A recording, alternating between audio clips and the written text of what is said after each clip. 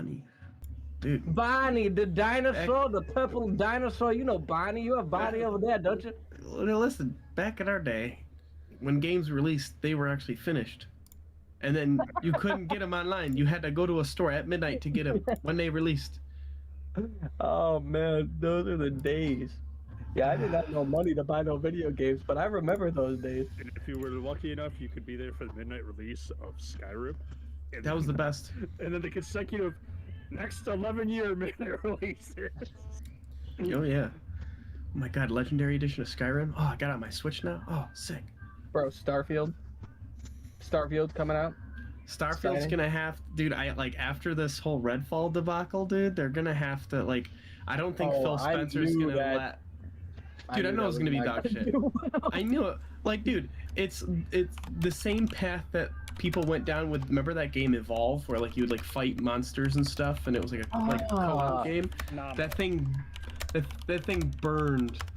Look at what was that one game Pat was all in for like 5 seconds? Anthem. Yeah, Anthem. Okay, Yo, he was did go downhill very quickly, but that was they didn't want to listen to the community. The Destiny Killer Anthem. Mm-hmm. It had the Patrick potential. remembers. It had the potential to be a Destiny Killer, but they just did not. Patrick, do you still have your limited edition Legoland novelty cup? Oh, I do. It's in the car. Slurp. With that delicious cranberry grape juice. Mm. I was gonna say cran grape, dude. Love me some cran. Oh my god, dude. I'm a virginal cran kind When we go again, we pay $10. We don't have to pay $20 again. You just take our cup and they'll re-up us. Mm-hmm. So you just go like 6 or 7 times and it'll be worth. Dude, I feel like I got my money's worth out of how much I refilled this thing, and it was shitty weather. Oh yeah. Oh yeah. Yeah. I don't feel obligated. I don't like feeling obligated to do stuff. It just pisses me off. So I'm like, no, I'm not doing that. I have to work. I have to work now to get money out of this thing. No, I'll just fill it up. I'll bring it over to your Yeti. I'll pour my soda into your Yeti, and then I'll go fill my thing back up. What are they gonna do? Now we're talking. Infinite soda. Infinite soda. Infinite soda glitch. Possible for you at Legoland? Question mark. Gone sexual? Make sure you smash the like and subscribe, and make sure you stay to the end of the video to see this super secret video about the Coca-Cola freestyle hack.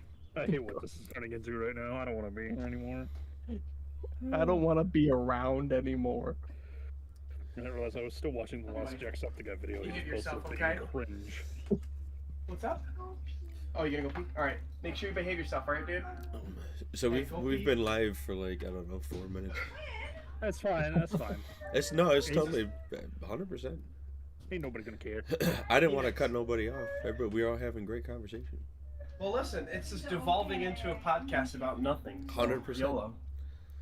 Flashback to 10 years ago, Tim. Oh my god. Yeah, listen, it's to 5 years ago, Patrick. Yerp. Dude, if I had more free time, I would love to do a podcast. But here you go. Let me tell you about it. Dad, I've been a good boy at school. You've been a good boy at school? Alright, well, we'll see how tomorrow goes, and I'll let you have your kinetic sand. Alright, see you, buddy. Behave yourself, alright? Alright, boys. I think we can get this train wreck. Okay, my obsession, speaking of podcasts, and not to go on a tangent because I got to tell somebody, my obsession recently for the past week has been Honkai Star Rail, and that game is so good. Yes, that's my boy. I put way too much time in it already. I installed it on my phone. Did you play it all, Pat? No. It's good.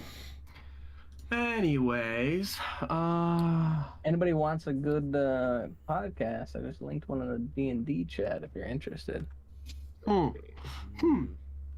Let's check it out. I think I've heard of those guys. I think they have a Patreon. Don't have a Patreon yet, I don't think. Oh, okay. I think once it gets more than Still no Patrick live feed. No, views, I can't then get maybe. it to. I can't get it because it's already assigned in OBS. It won't let me turn it on in Discord, so I just turn my camera on in OBS. If people hate me for my messy room, they can whatever. Don't you have like a blur filter? Not in OBS. Yeah, don't you have the porn filter? Wait, what?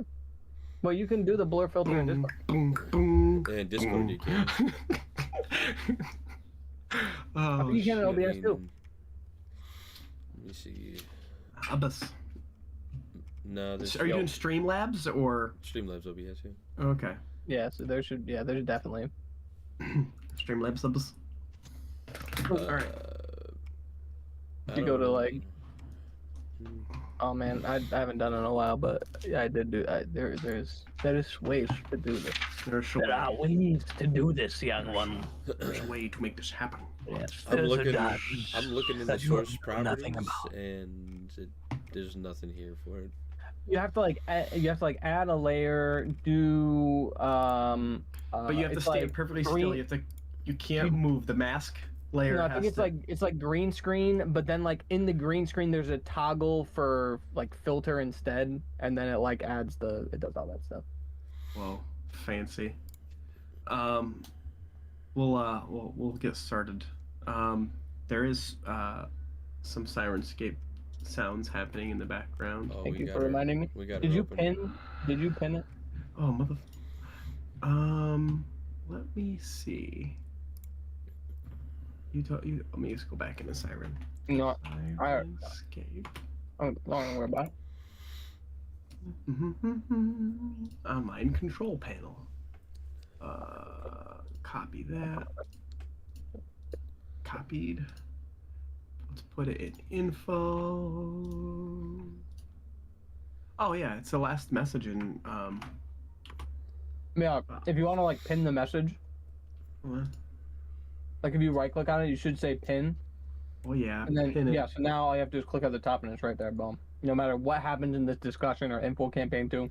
Boom. Click on pin, boom, there. Always be there. I will be there for you.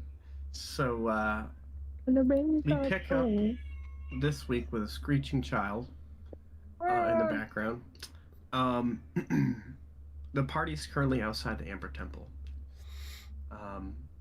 Kane is seemingly trapped within the ethereal plane. Thrud had perhaps inadvertently discovered a portion of the powers that Strahd has been able to use, and it kind of gives a little bit of explanation or background as to like how he's able to move the way he does and things of that nature. So Kane is currently floating off to Castle Ravenloft. Shriek has left. Shriek opened up the door to the Amber Temple and closed it, and Thorum, chasing after him, opened up the doorway into Taylor Swift's hit song Blank Space. So after Thrud had kind of made eye contact, laid eyes on Kane, kind of floating off into the distance, kind of warp back to the Barovia plane, I guess. Material plane. It's kind of hard to describe.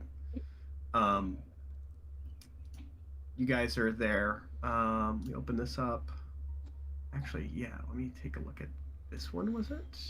Yeah, let me reposition you guys into the proper areas, so that way it's more accurate.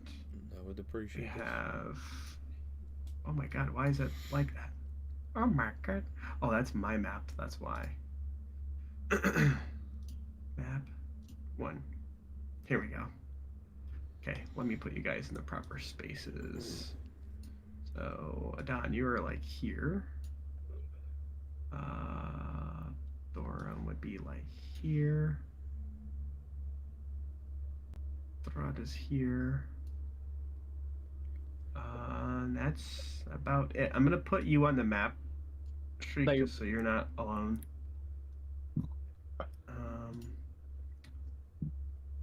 Close that. Move this up, and then I'll share this map. So this is kind of the layout right now. You guys are outside of the Amber Temple. Adon, I think maybe you said you were starting to move out or some shit. I'm not really sure. Yeah.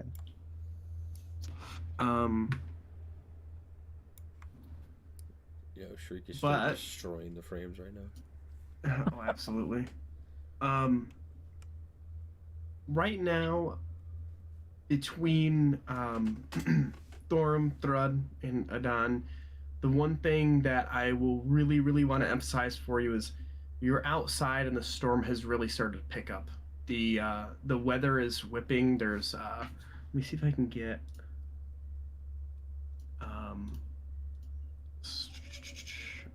see Amber Temple. See if I can get like an outside of Amber Temple, because like there's a really heavy storm that's starting to kind of brew and kind of blow through. Where the fuck are we? Ravenloft. I'm just gonna type in Amber Temple.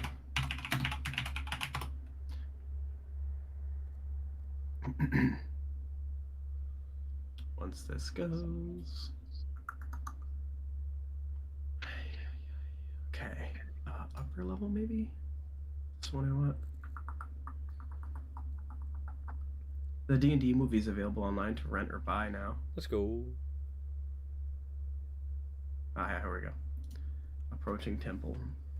Alright. Hopefully it's a little bit of sound effects of like wind and shit. So. Trying to start to pick up. Yeah, this storm's starting to really blow in. People are, you three are bruised, burned, cut, and kind of banged up. And the storm's kind of passing through now, where it's almost to a certain point where it's almost like whiteout conditions. Right now it's just Thorm, Thrud, and Adon. So the stage is yours. Well, Thorum is currently passed out, face down in the snow. Face up. Face up. Okay. Either way. Bad move. You ever need to take a piss? Dig a hole in the ground, lay flat on the ground. If you're in public, boom. No one knows. No one can see. You know what I mean? Then tuck it in, and then you're good. Dig your hole. Flex, but okay.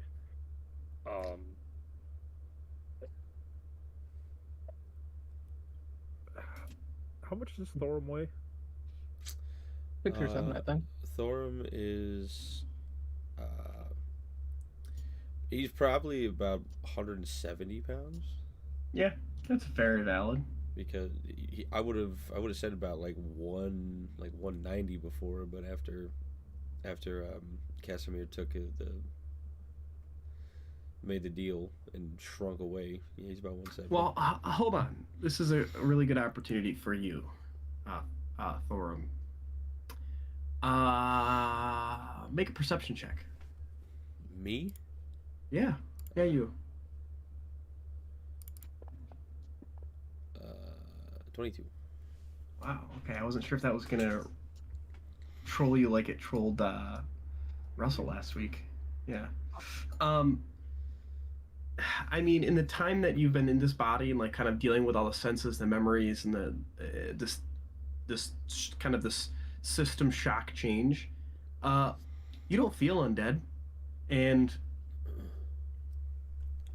it's in this battle. You're limber, you're moving. You feel as though almost it's, for lack of a better term, it's more of a cosmetic look.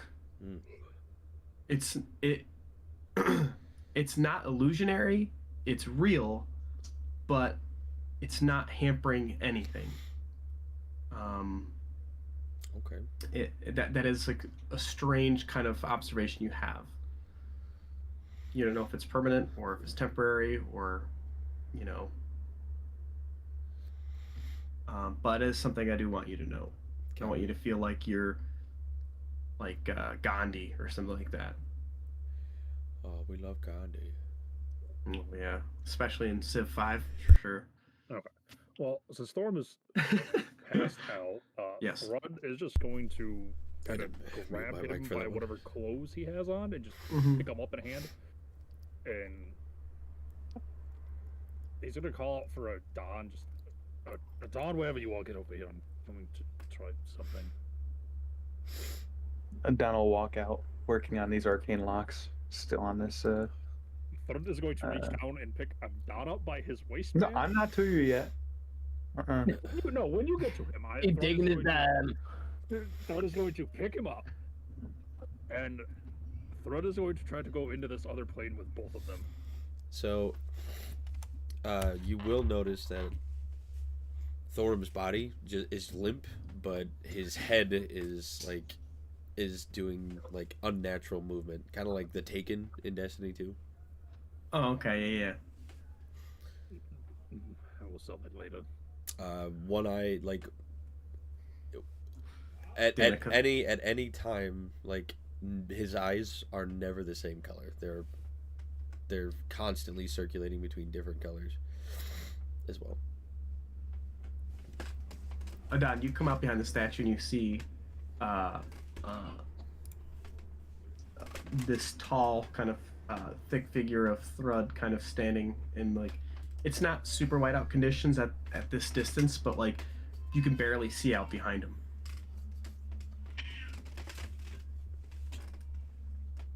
All right, I'll slide my goggles on, and I'll walk out towards them. So he reaches down to grab you. Are you fine with this? I don't think I really can do much about it. I'll just let it happen. So, Thrud, you kind of take them for a moment and you focus and you shift. The bats kind of come through and this dark mist kind of swirls around you and they flutter out into the distance. Everything is kind of like this, like I said, this almost like seafoam green, kind of strange, sickly green hue. And the storm's still raging. Your visibility is still the same. Kind of standing there holding both of them. Thrud's just gonna and it's still cold. Thrud's gonna just kind of look at the two of them. Okay, well, that actually worked surprisingly well. Well, I was kind of hoping this would get us out of the weather, but I can see that was a little beyond my wares. Adon, you're more of a magic man in some regards than I am. What the hell is going on here? I don't know. With what? There was a lot of things. A lot of things. There was 1, 2, 3, 4, at least 5 things that happened. If I had a free hand, I swear to God, I would hit you upside the head right now. You're lucky I'm holding it. Is dead body of the correct word to use here? I don't know. Was he dead? Definitely a body. They're just gonna move his arm that's holding it down, put it down next to Thorum's head. Gotta get check. Like, it's just twitching head, and you can hear like bones cracking and snapping. It's disturbing. I'll take that as a yes. He's alive. He's still moving. Well, I'm not sure how this works, but bippity boppity go uppity. I don't know how the hell does this work. Oh, you trying to fly up? Thrud is not sure how this works. He's just trying to see if like anything occurs like that he puts his mind to in here. Yeah. So you start to kind of ascend up through this plane. Okay, Tom, I think we're on to something here. Just don't really deal with that if it's important to you. Just kind of like try to follow the pathing that he saw Kane go on. The whiteout conditions are almost like in full force at this point. The storm came in quick. It's like you can kind of see the edge of the temple where the doorway is.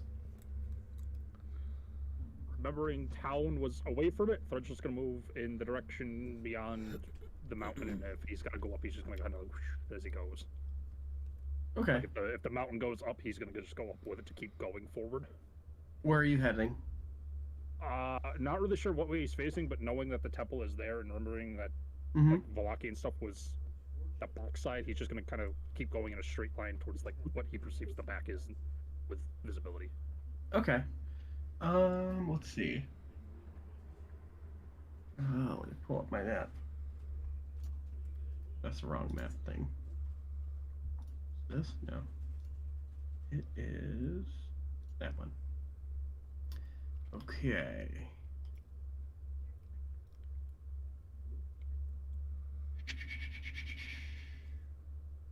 It's gonna be, you travel for let's say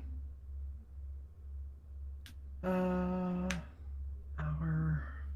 1, 2, 3, 4.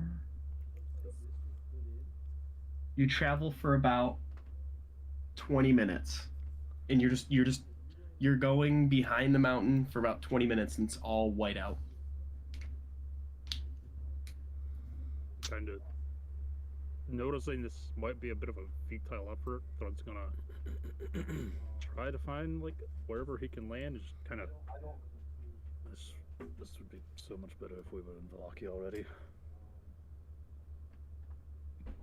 Just kind of talking out loud to whoever wants to talk. I seem to be the only one here. You know, conscious. Well, I was gonna say he's not dead, and he'll be fine. I need you to. I need all three of you to make a Constitution saving throw. Where the hell is there's natural 20? 10. Okay. Adon and Thorum, you gain a point of exhaustion due to this storm, Incredible. which is not making Thorum any better. Nope. Could we maybe take a break? Find some shelter? I mean, I'm all for that, Adon, but quite frankly, I don't know about you. I can't see a damn thing. But you're going to the ground, right? So you kind of, yeah, if you can perceive Yeah. where it is. well, you can just fly down. Eventually, you'll hit ground. You descend, and then maybe about let me see, that is down. It takes you about like 20 seconds to descend from where you were at, where you finally hit. You guys are like on this mountain face like this. It's very steep. It's like a 70-degree angle. It's like sheer rock side of the back side of this mountain. Yeah, I saw that. Third will kind of drop down and kind of stumble at first, not fully seeing how like sheer this is. Kind of once it catches his footing. Well, there is really no footing that you need to have in this plane. You just are where you are. You kind of try to get your footing, your feet go through the ground. Like you overcompensate and you started to kind of into the mountain. And you kind of have to like, it catches you off guard, so you have to like go back up a bit. It's kind of like you're in a no clip mode in a game, and like you're not going to be able to perfectly get your feet on the ground level. Seeing this, Thread's just going to kind of slowly lower Adon towards the ground to see if the same thing occurs to him. Well, you kind of like let him go and he just stays there. He's like, you guys are like in space, essentially, if you just imagine. Did I hit my head back there? Or am I flying? No, you're very much. So it's just gonna kind of like go off. You start to go up, Adon. Get my leg, back down, back down. Okay, now you're going down. Now it's like your head is in the mountain, like you're like in a sandy beach. The only thing exposed is your head. What's down there? Pull him back up. So it's like you look down there and it's just like you're just staring at dirt. It's like darkness. Oh, not again. Not again. This is new to me too.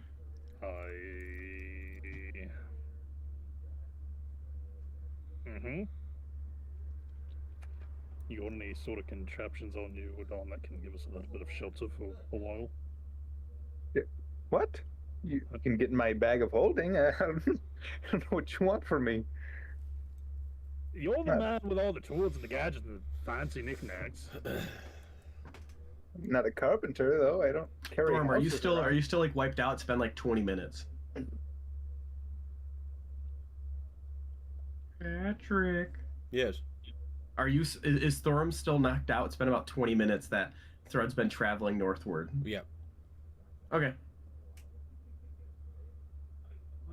I don't have anything that's going to help us if I pull us out of here. I'm kind of banking on you to have some sort of mobile pocket shelter on you. Adon. I'm looking. Hold on. I'm trying to get out of the floor. You're out of the floor now. You finally found you get to the point where you're able to kind of like, okay, whew, okay. I do have carpenter's tools and some nails. Builds a house. Yeah, I was just gonna say builds a house.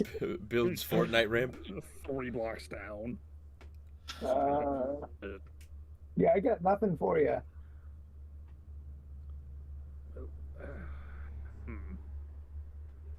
Fine pickle we seem to have gotten ourselves into here. Well, you've traveled about a mile north, about 20 minutes, and this storm is just as thick as it was when you left. You can continue heading in that northward thing, but you're unsure of how far out this storm is kind of whipping. Is this the whatever precipitation coming straight down at an angle? It's like it's kind of it's gonna be at an angle. Like this storm's kind of ripping. It's windy. It's not that the wind chill's what's really kind of hurting you guys at this point. Just being, it was a snow covered mountain that you guys came up, and it was kind of clearing you guys' trip up. But now you're trying to leave. This storm's really kind of become more fierce. But like I said, you guys can continue heading northward, but unsure of how long that's going to take you, or if you guys will even make it. When we were coming up the mountain, was there like forest at the bottom of the mountain? At the very, very base of it, where the river is, where you guys kind of went down the Luna River on the boat, there was a small like wooded cropping area. Kind of remembering this, Thread's just gonna grab both of them again and start, I guess, speed flying down the side of this mountain.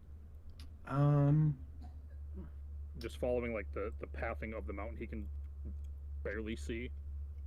I would say make a survival check. I'm good at that. There you are. It's 21. Okay, so you kind of do your best to kind of figure out the direction you came up and kind of follow that down. And as you kind of start to descend, you kind of see a ooh, I heard somebody fall or something. Probably somebody's phone. Let me take a look at something quick.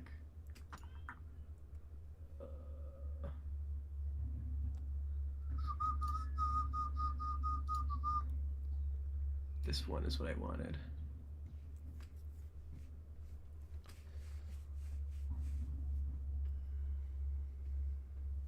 What was your other totem spirit besides bear? Elk, wasn't it?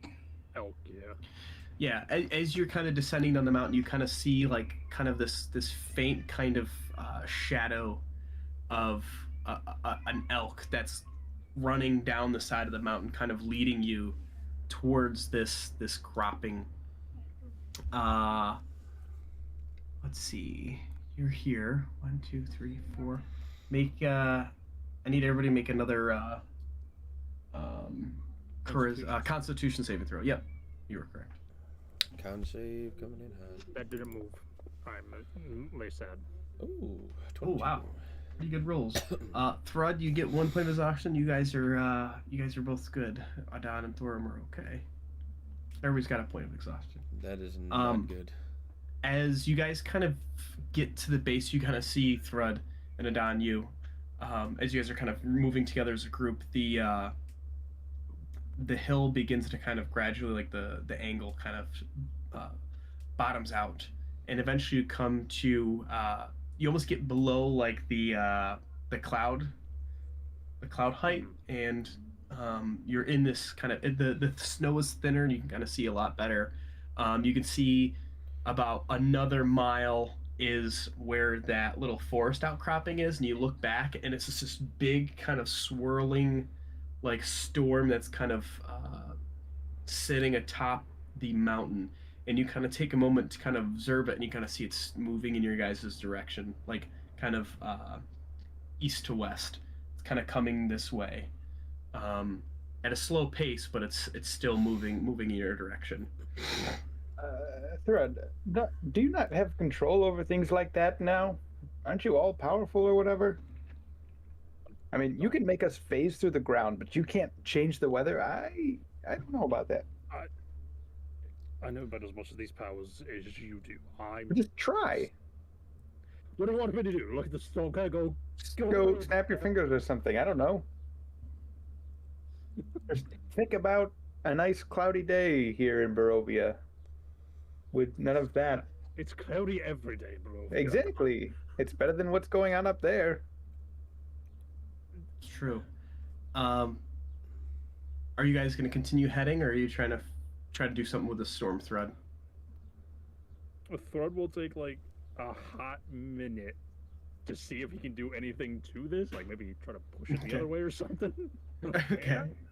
All right. You take a moment to try to focus on this. Dad, this is for you. Oh, for me? Yeah, that's you with a pickaxe swinging it. Oh, heck yeah. In diamonds. Is it raining, Phoenix? Yeah. Thanks, dude. No, them's the diamonds. It's raining diamonds. You take a minute, and it seems the storm just keeps coming. You feel as though perhaps you may have some abilities here. You don't have perfect power over the weather. Saying it's not working, so I'm just gonna turn and. So this begs into question: would my elk beast spirit, work in this plane since I'm not technically on foot? You tell me why it wouldn't. I mean, you did just say my feet kind of went through the mountain.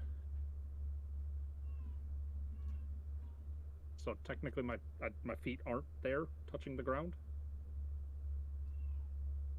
Then you tell me how an elk makes you drive a boat faster. It's the same argument. It's the same argument. My feet were touching the tree was touching the water. That's I know, right? Elk board. This one's for you, Dad. Okay, bud. We're doing. In the box. I appreciate it, but we're doing Dungeons and Dragons, so you're good, bro. I guess I'm in a box. I don't know why, but yeah, don't worry about it. Don't worry about what your elk has to do in the ethereal plane. If anything, it's more real in the fucking ethereal plane. But Thread is riding the elk. Straight up. What the hell is happening? But where are you headed now, Thread? Like, you're moving much faster. The elk is leading you where you need to be. Where are you trying to go? You guys are beaten up. You guys have a point of exhaustion. I'm trying to remember. Was the second Vistani camp we went to, were that like a permanent residence for them, or is that like just a holdover? Oh yeah. The Dusk Elves had it's like a permanent hangout spot. That thought will like cross Thread's mind for a minute, but kind of remembering that they're pretty much been cleared for Vallaki, he's just gonna kind of beeline to Vallaki. Okay. That's your decision, Adon.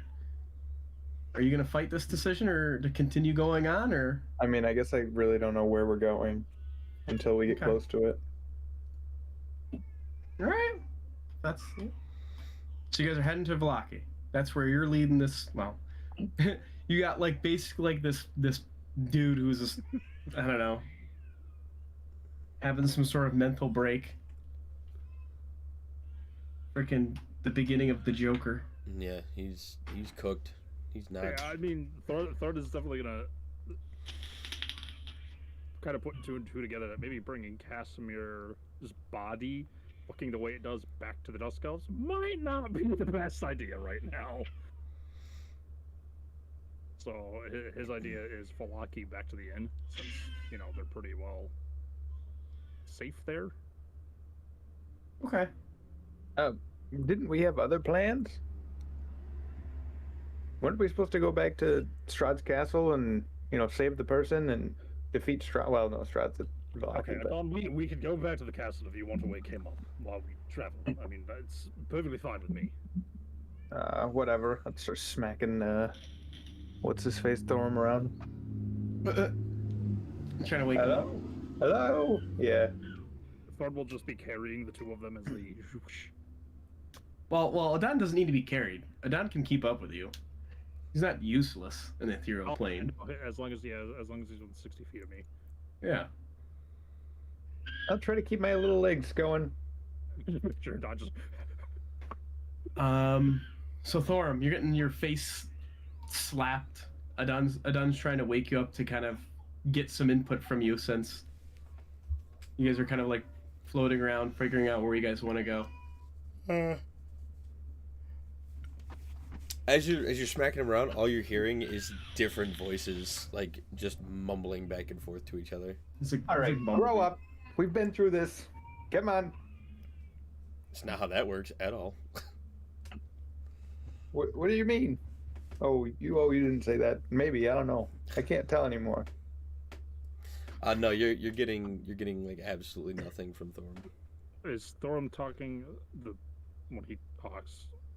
Is it just loud enough for Adon to hear, or can Thread kind of?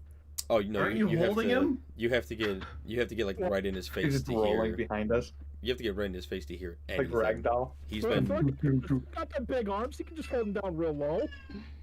He's been mumbling under his breath the entire time. You just have to get like in his face to hear anything, and even at that point, it's just mumbling. It's not even real words.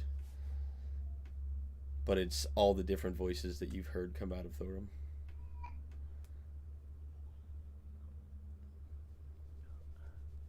I don't think you guys understand. Like, this motherfucker is cooked. Like, I don't think you understand. We need help. Yeah, well, sucks to suck. Wake up, Thorum! Sucks to suck. This man's brain is soup. As useful as Tony Stark. Yeah, 100%. Oh, rip. Everywhere I look, out of Rob on that one. Everywhere I look, I see his face. Oh no. I don't know if Rob is back or not, but he is. Oh, you're muted, Rob, by the way. Yeah, he's just hanging. Okay, cool. He's vibing. He ain't got no character in this. Oh, that's right. Yeah, no, 100%. Yeah, he's fucking toast right now. If you want to, Rob could take one of your fucking voices of your brain skull for the session if you want. Oh, good God. No, we cool. Oh God, no. Cool. So Valaki or the castle or somewhere else? Where are you guys heading? As they're going, Since Thorum is like basically catatonic at this point. Yep. As they're moving along, Thread will look back over his shoulder. Are they able to like put a good amount of distance between them and the storm, or is it just fast enough that like no matter how fast they move, it's still like there?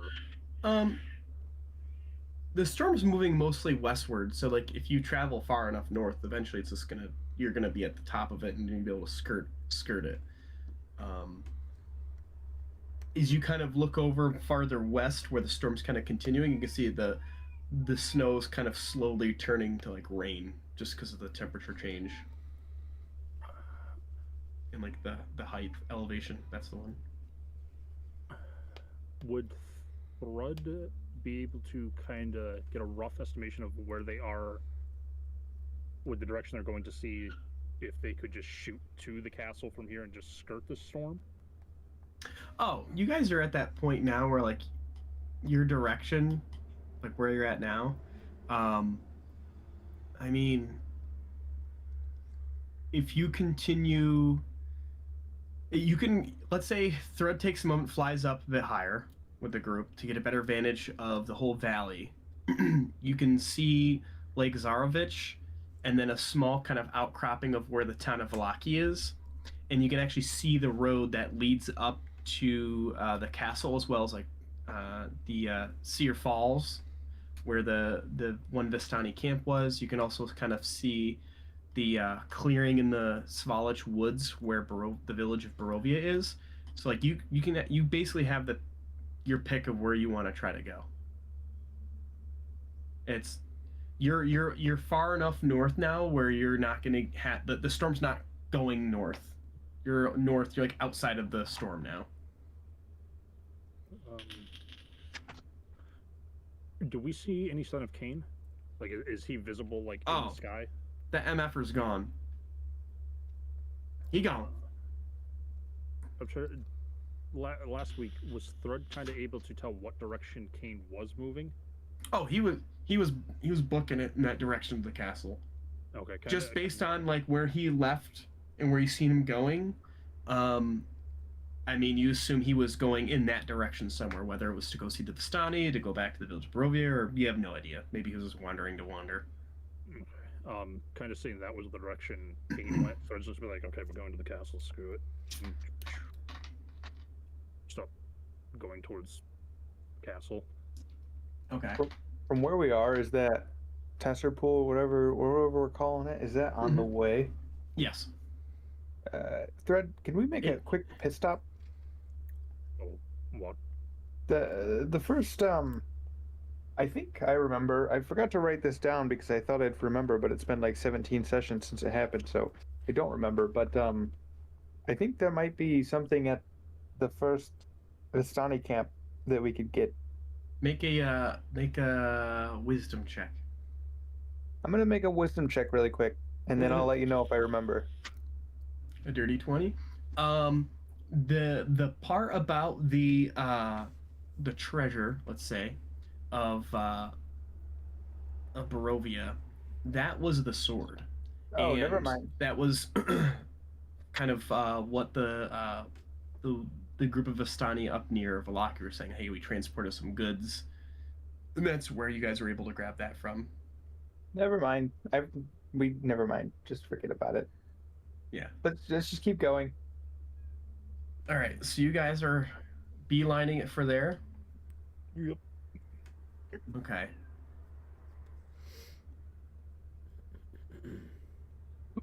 Oh, excuse me.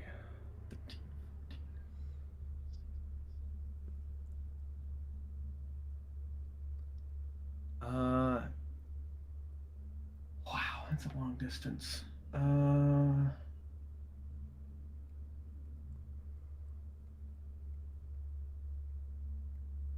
You start traveling for about an hour, Thread, and you do notice that your traveling speed, you're not making the impact in this realm as you'd like. You're about an hour's away. That you've been moving for an hour, and it's getting late, and it's you can kind of see the burned down remains of the bone grinder, that windmill that inexplicably exploded. That's about maybe these math 4 miles out, and then at least that's going to give you a straight road shot to the castle. But it's at this point now, it's getting late. Like maybe I should say afternoon time, like maybe evening. It's not dark out yet, but it's creeping up on you guys. You guys can keep traveling in this plane. You can return back to the material plane. I guess something to ask. With this power, is Thread kind of able to tell a little bit better roughly what time it is, since he's got more of a connection to the domain? You don't really have any powers over time, but like you would say it's like evening time. Just as a sense, like it's starting to get a little bit darker out.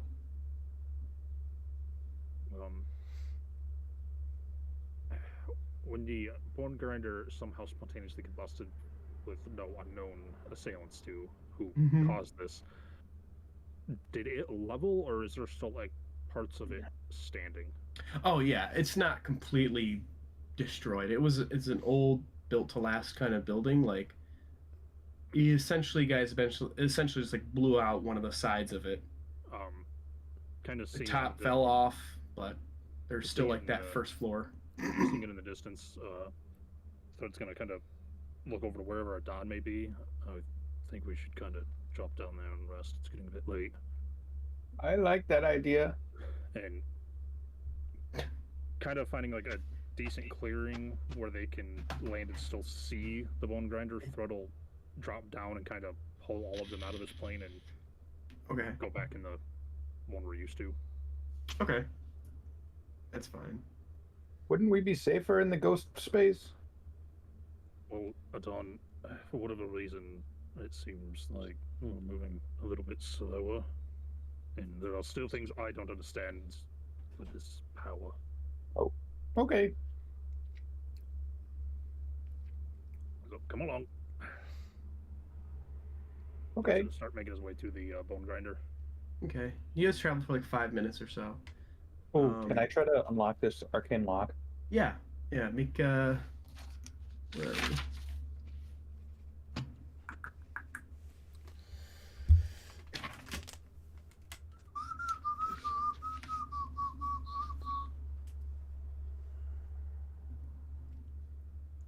Sorry, Thread. No, you're fine. Yeah, make a. What did we do last time? Intelligence? Or is it a luck roll? I don't think it was a luck roll because I don't even know what that means. Just rolling a d20 and seeing what you get. Make a Arcana roll. You make an Arcana check. I can do that. As Adon stops to fiddle with this, Thread is going to set Thorum down for a minute. Mm-hmm. I'm assuming Thorum is wearing whatever Casimir had on. Oh yeah, for sure. Thread's gonna kind of just take his cloak off quick, tie it around Thorum, and he's going to kind of piggyback him a little bit better. Kind of like legs between his arms and kind of lean his head over Thread's shoulder a bit to carry him the rest of the way. Mm-hmm. Oh yeah, absolutely. Like a little baby carrier. You kind of take some time as you guys are walking up there, Adon. You're like fiddling with it, and one of the left side and the right side outer rings are now locked in place. So you're good there. You guys kind of take 5-10 minutes to kind of finish your trek up to the old bone grinder, and you eventually find there's some debris and stuff, and there's a section of it that's not totally collapsed. That seems pretty sturdy. It still has that center mast in there that's holding up part of the building. While it doesn't give you like complete cover all around, it does give you kind of shelter from like up above. Gives you room to make a fire if you want. But you guys kind of get to that point where it's pretty late and you guys are kind of all exhausted at this point. Might not be a bad decision to kind of rest up for a little bit. Yeah, Thread will kind of set Thorum down inside and do a quick search of the place just to make sure nobody unwanted came in, and then he'll find the place that's got like the most amount of cover in a way to like block essentially like whatever way up so they can actually all rest. Yeah, that's easily done. And then Thread will just bring Thorum up, set him in a spot, wait for Adon to come up, and then just kind of close off the entrance. Okay. While he's doing all that, I'm gonna make a fire starter with my tinker trait. I had to really work to say that. Takes me about an hour, but I make a little fire starter. It's a tiny clockwork device. So it's like this little box. It's got these like gears and cranks on it, and once I get it going, I crank it, and then it seems like it's doing nothing, and it produces a little flame, so we can start a fire in here. Oh, dope. kind of have a nice little fire going on, and there's plenty of wood, and there's plenty of scrap wood from the explosion stuff that's dried out pretty good now. You guys throw on. Are you all resting? Thorum's still catatonic. He's just laying there on the ground. You kind of place him down. He's kind of laying down flat on his side. Yeah, Throttle kind of put his body weight up against whatever he uses to cover the entrance for a little extra protection. And Okay. Just lay back and close his eyes and rest. Adon, are you going to sleep or are you taking first watch? Oh, I suppose I'll take first watch. Yeah. You did all the hard work. You can rest first. She thinks you're so kind. Yeah. Anything for old Thruddy. I'll just take some of your money during the night. I mean, what? I wouldn't be surprised in the least. Just kidding. I don't need money. Not where I come from.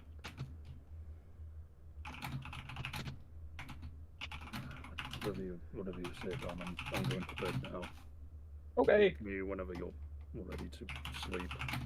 I'll try. All right. So you're taking the first watch. Make a perception check. Sure.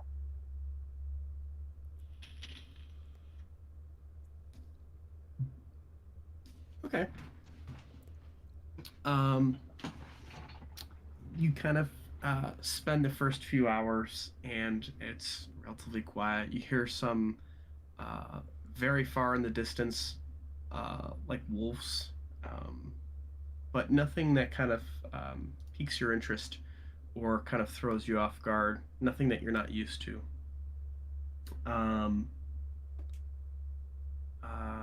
The third hour goes by. It's still quiet. You have to go forge some more wood to kind of toss on the fire to keep it going.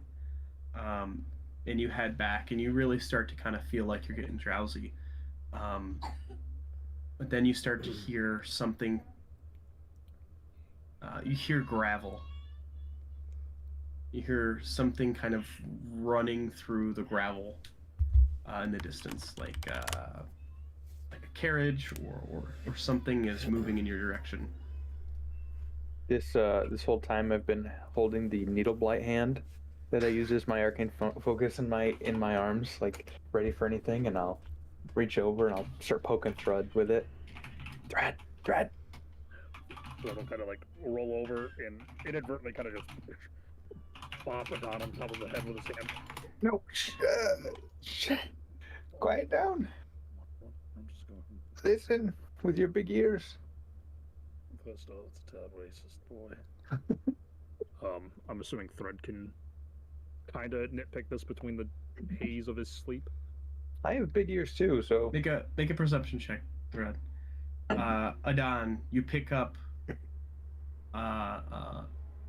two entities right on the outskirts of your detect sentience. Yeah, you do kind of. It takes a moment. You have to really focus through it, but then you start to hear which is very familiar, like horse pulling a wagon or a cart or something like that outside the road, kind of approaching. I'll turn off this fire. I'll kill the fire. Kill the fire. I'll take my bag of holding and I'll put it over it to suffocate the flame. Okay. I was gonna watch this and kind of lean over to Don. Isn't that going to just burst into flames? What? No, there's no oxygen in there, so the fire can't breathe. It'll die. Well, there's only a little bit of oxygen. It's wishy-washy, but it'll probably be fine. Somewhere in some dimension, shrieks. Yeah, the bagman's just like, no motherfuckers. Okay. You hear it getting closer now. Thread's gonna stand up and turn to face whatever entrance they came up in, and he's gonna kind of slowly and as quietly as he can pull his shield off and like sling it onto his left arm and grab the mace, and he's gonna kind of look at Don. Just watch Thorm. Can you see? Do you see? Yes, I can see. Like in the dark? Yes, I can see. Oh no. You guys are just staying put, right? Yeah, Thrud is like guarding this entrance. It's the wagon itself, the caravan is coming up that solo road here. Let me share this with you so you can kind of see, because you guys are here. Drawing mode. You guys are right here. And it's like, it's not going by the Bringer, it's going up to it. It's like, it's making its way to it. Like it purposely turned to come here. Were there any maybe about 100 feet out now, Adon?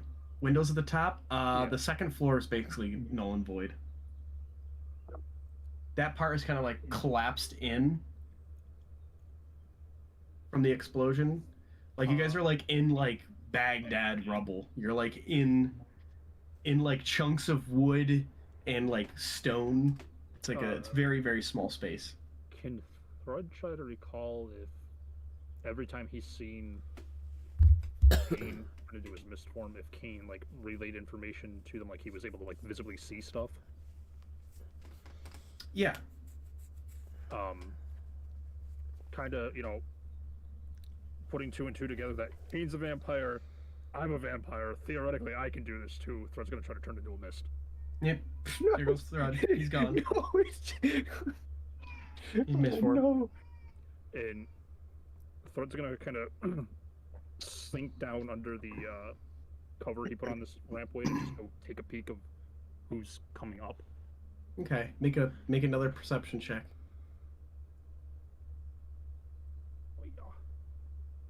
Oh. Really bad. Bad to good. You see a double horse drawn caravan 80 feet away from you at this point, and like an old man, white hair, glasses kind of coming your way. Is it anybody Thrud recalls ever seeing? You kind of sit there and wait in your mist form, and it gets closer, and you recognize this person as like Rictavio. Kind of seeing this, Thrud's gonna kind of zoom back up to where Adon and Thorm are, slink back through the hole he went down in, and kind of pop back up in front of Adon. That is very freaky, first off. Second off, I don't know how he's doing this, but Rictavio was on his way. You might want to be worried. Maybe just a little bit. I recall him not liking vampires. Thorum is going to shoot straight up. Is that his trigger word? What's going on here? And you'll just hear like a He's gonna scare the shit out of Thorn. He's gonna jump with the mace at like He's a sleeper agent. And when he hears that. Are you better? Where are we? What's... Where we are is kind of a long story. Henry's memories should kind of fill you in. The hags. Henry? The rabbit? Yes, the rabbit. Not the rabbit, my friend, you fuck. What memories? What are you talking about? It's going to turn point to Adon. The fuck is he talking about? I don't know. Too long in the ethereal plane? I don't know.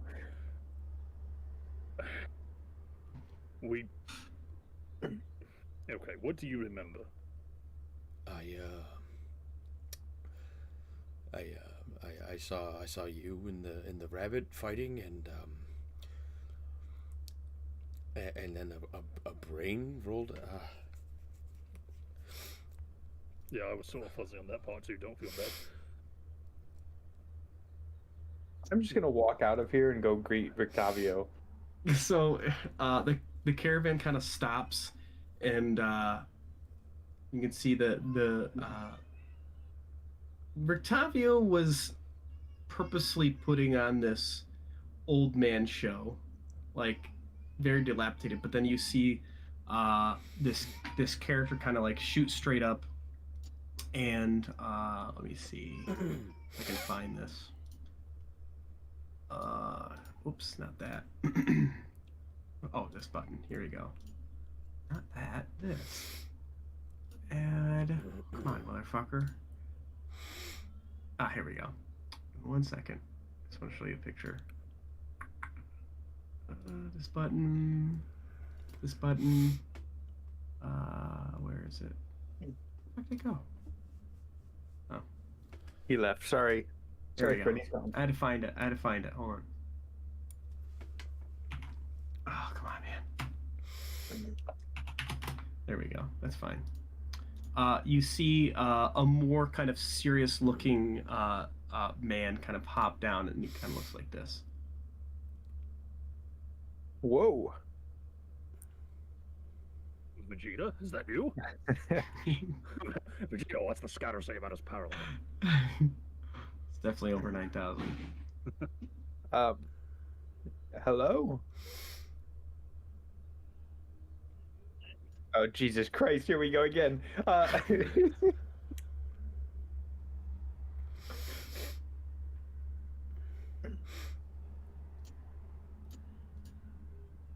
don't know anymore, if I'm being honest. I think so. No. Oh, yes. Thanks for finishing your sentence. Wait. Before I start following you, is it just you? Are you alone? Are you talking to me? Okay. Wait. Yeah, I do need to. Wait, stop saying that. Please stop saying that. Can I? Who are you talking to? What is? Thorum and Thrud are upstairs. They're not part of this conversation. There's no upstairs. It's just the base floor of the bone grinder. There's no. There's like two stairs up to the doorway. That's what he's talking about. Oh yeah. Okay, I got you. Upstairs. Just kidding.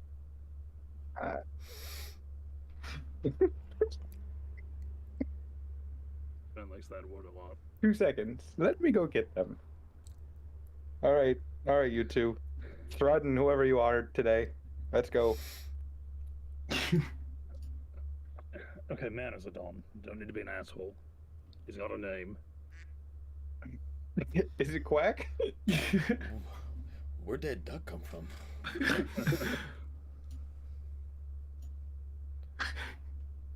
What am I missing? Do I have to pay for this? Oh no. Apparently it's nighttime. I don't want to be here anymore. Okay. But Thorum and you kind of, or wherever you are, you arise. Wait. Why can I see? It's like I can feel the fight that you had with the rabbit man. Can you knock him back out? I liked him better when he was quiet. Don, shut the hell up. You're outside, Adon. I came in to get him. Oh, okay. Thorum, I don't know much about what you are, so I don't have answers to these questions. I thought he'd be able to help, and so I was going to just kind of point at Don, but he seems a wee bit useless in this. He's just being stupid.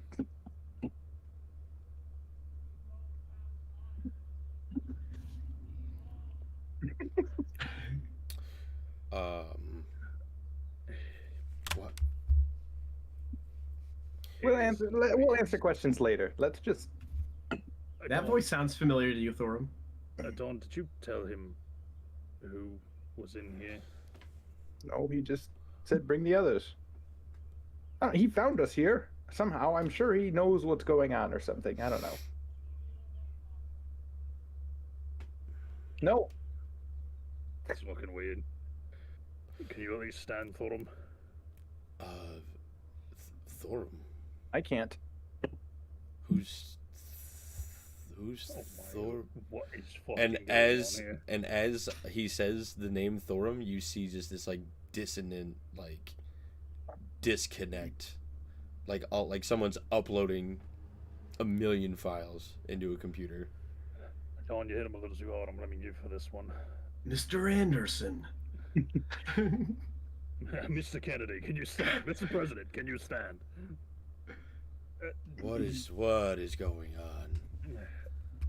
I guess we'll fill you in as we go. Fuck if I know anymore. But can you stand? Yeah. As the body of Casimir stands,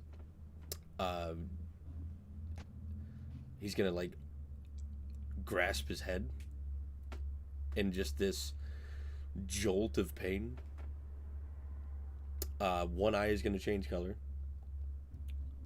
and 3 voices will come out, and it will be like this eerie, like, we're fighting for control.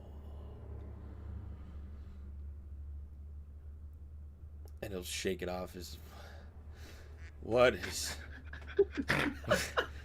There's that duck again.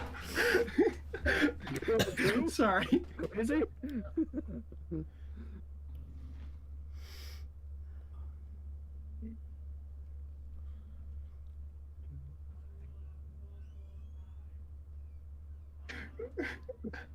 All right, everybody. He wants us to come. Let's go.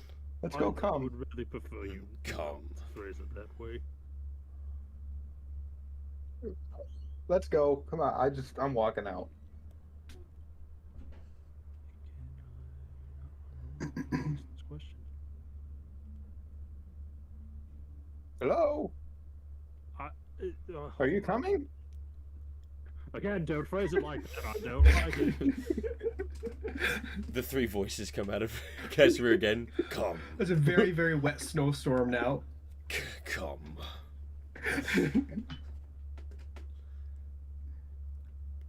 Were you gonna ask Russell? Well, I'm trying to figure out when I get my spell slots back, but I can't find if it's a long rest. Well, yeah, you guys got like a short rest. We got a short rest? No spell slots. You got a full rest. Ooh, baby. That's a beautiful... Because you did fucking absolutely nothing. Oh, yeah, I did. Okay, I don't regain those. Okay. Got everything there. Got everything there. Yeah, Thread will help their hammer Herkard in here. Up and kind of out the door. Okay. So you'll see like Casimir like covering up the one eye that's multicolored.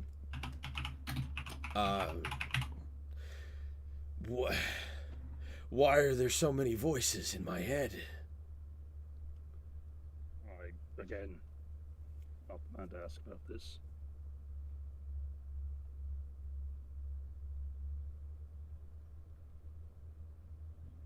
There'd be more left to the little one. Kane will tell you when he gets back.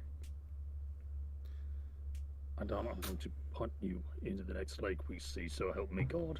What am I supposed to do about it?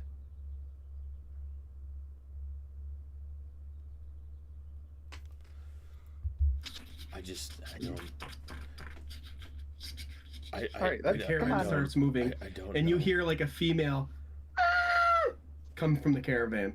Okay, we need to go. He's stolen somebody. You have it once or twice in your life, Don. Live a little. Yes. What do you want me to do? Just throw you out the carriage? We're not even in the carriage. You let him leave without us. You've got 2 feet. Where's your little oak? You can't see that. What are you guys doing? I've been helping Thorum out since he just kind of... Thorum is not... Well, you don't know he's Thorum. He could be Francis from East France. Who knows? I threw like 50 names together. I called him a Thurgerbergen. That's fair. The body formerly known as Casimir is going to hear the scream and just take off towards the garage. Okay. Or the direction in which the scream is coming from. Yeah, you guys, like, the horses aren't going that fast now. You guys can catch up catch up if you would like to, but it's starting to pick up speed. Mm-hmm. Yeah, I'm bolting right for it. I'm just gonna run by and just scoop Adon up and just carry him like a football. Thanks, little man. Who you calling little? Nice. So, Patrick, your character gets to the point. Oh, fuck, you are. You get to the point where you can hop onto the back of the carriage. 100%. There's like a back. There's a back kind of. It's a totally covered wagon type thing. It's got doors on the side, and there's like a kind of like this built-in chest to the back that has like this big kind of opening handle that has a lip there. Where you can hop up on the back there, or you can jump on the side. There's handles. There's like a. It's kind of like a Victorian kind of. It's got doors on each side. You can go into the actual main carriage thing, which seems to seat probably comfortably 6 people. It's pretty wide and long. 110%.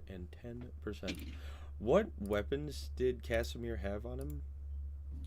I believe he had nothing. He had nothing? I'm just kidding. Oh my god. He definitely had. Let me pull some of this up. So I grabbed my shield. Or I grabbed Henry's shield before we left. I know I have a crossbow. Do I have like a melee weapon? Or did Casimir have a melee weapon? He had a dagger. Hold on. I got you. Huge. I got you. Hold on. Oh gosh, how much I need to put so much info into this character real quick.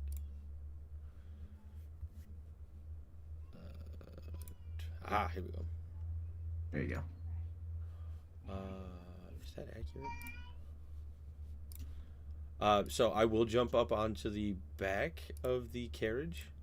Mm-hmm. I need to just check something on Henry's sheet real quick. Is Thread able to get close enough to kind of? Oh yeah, yeah, absolutely. Yeah, you get to a point where you're running so fast you start to almost like glide through space. This is weird. And then you're on the side of the carriage holding on to one of the handles. Arnold kind of plop Adon down as he catches up and do his best to finagle himself up onto this thing. Well, like I said, are you getting on top of the actual like wooden carriage itself, or are you going inside, or are you trying to go up to see where Van Richten is seated? Because it's like essentially like a total covered wagon that has like a room on the inside and doors on the outside. Thread will attempt to put Adon up on the top where the body of Casimir is standing, and just keep his momentum going to try to get up to the front where the driver would be. Okay, yeah. You come up and you sit right down next to Van Richten. I was gonna kind of like. I'm gonna get used to this. I am. So on the back of the carriage, I am going to. I'm gonna take the dagger out of my belt, and I'm gonna cut like a slit in the back of it. Oh yeah. It's like a it's a very like. Yeah, it's like a Victorian. Yeah, I'm imagining like a carriage that you would see like out of the Sherlock Holmes movie. Like it's got 2 doors on the side, it's enclosed completely. Yeah. Yeah. So I'm assuming that the back of it is either made of some sort of like cloth, or maybe it's made out of wood. It's solid wood. It's like this is like a wagon where you like transport people. Got it. Like or you would it's similar to the one wagon that exploded on you guys, where it had like a wooden door on the back, and like the whole thing's made of wood, and it has like a nice kind of roof on it. It's like old Victorian style, like camping. What like camper or something. What does my detect sentience tell me about what's inside the card? You know that there is a creature inside. Just one? It's about there's one like sentient being inside the caravan. Okay, clean. Yep. Okay. I will try to swing around to the side of the carriage and open. I'll say the left-hand side, and try to open the door.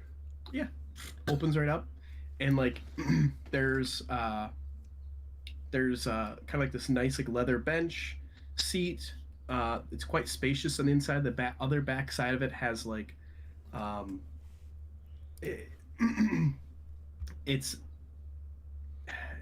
not like a living space, but it's got like tables, drawers, cabinets, and other things. There's like things posted up on the wall, and there's a woman that's kind of almost like laying on her side in the center, in the middle of this this caravan, kind of like long kind of hair, facing away from you. She's wearing she's got like this kind of darker reddish brown hair, and she's wearing like this white dress. Is she sitting or is she laying down? She's laying down. Her hands are tied behind her back with like hempen rope or something, but she's got this really long flowing white dress. Do I recognize her? All you see is the back of her head. I'll attempt to. Is she still making noise? Is she still like screaming? There's like a quiet sob from her. Okay. I'll try to like roll her over gently. Okay. I was gonna have you roll to recognize ass, but okay. Oh yes, please. Let me just perception. Here we go. It was ass. I know that ass. You know that ass anyway. You kind of roll over and like you put your hand on her and she screams and she kind of pulls away from you, but then she kind of looks back towards you and then she screams even louder and it looks like you don't know. I don't know who it is. You have no idea who it is. Okay. You are Casimir in this point, correct? That is correct. Okay. You have no idea. Okay. I'm gonna try to calm her down. I'm assuming I do not know what I look like. You have no clue. Yeah. Well, no, you do not. I yeah, 100%. No, it's okay. I'm here to help. Are you? She's like screaming even louder. So like Van Richten, Thrud, and Adon, like you just hear like blood curdling screams coming from inside the caravan, like almost like death rattles. Oh God. It's pure terror.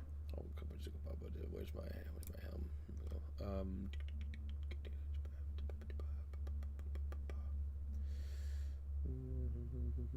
Those don't help.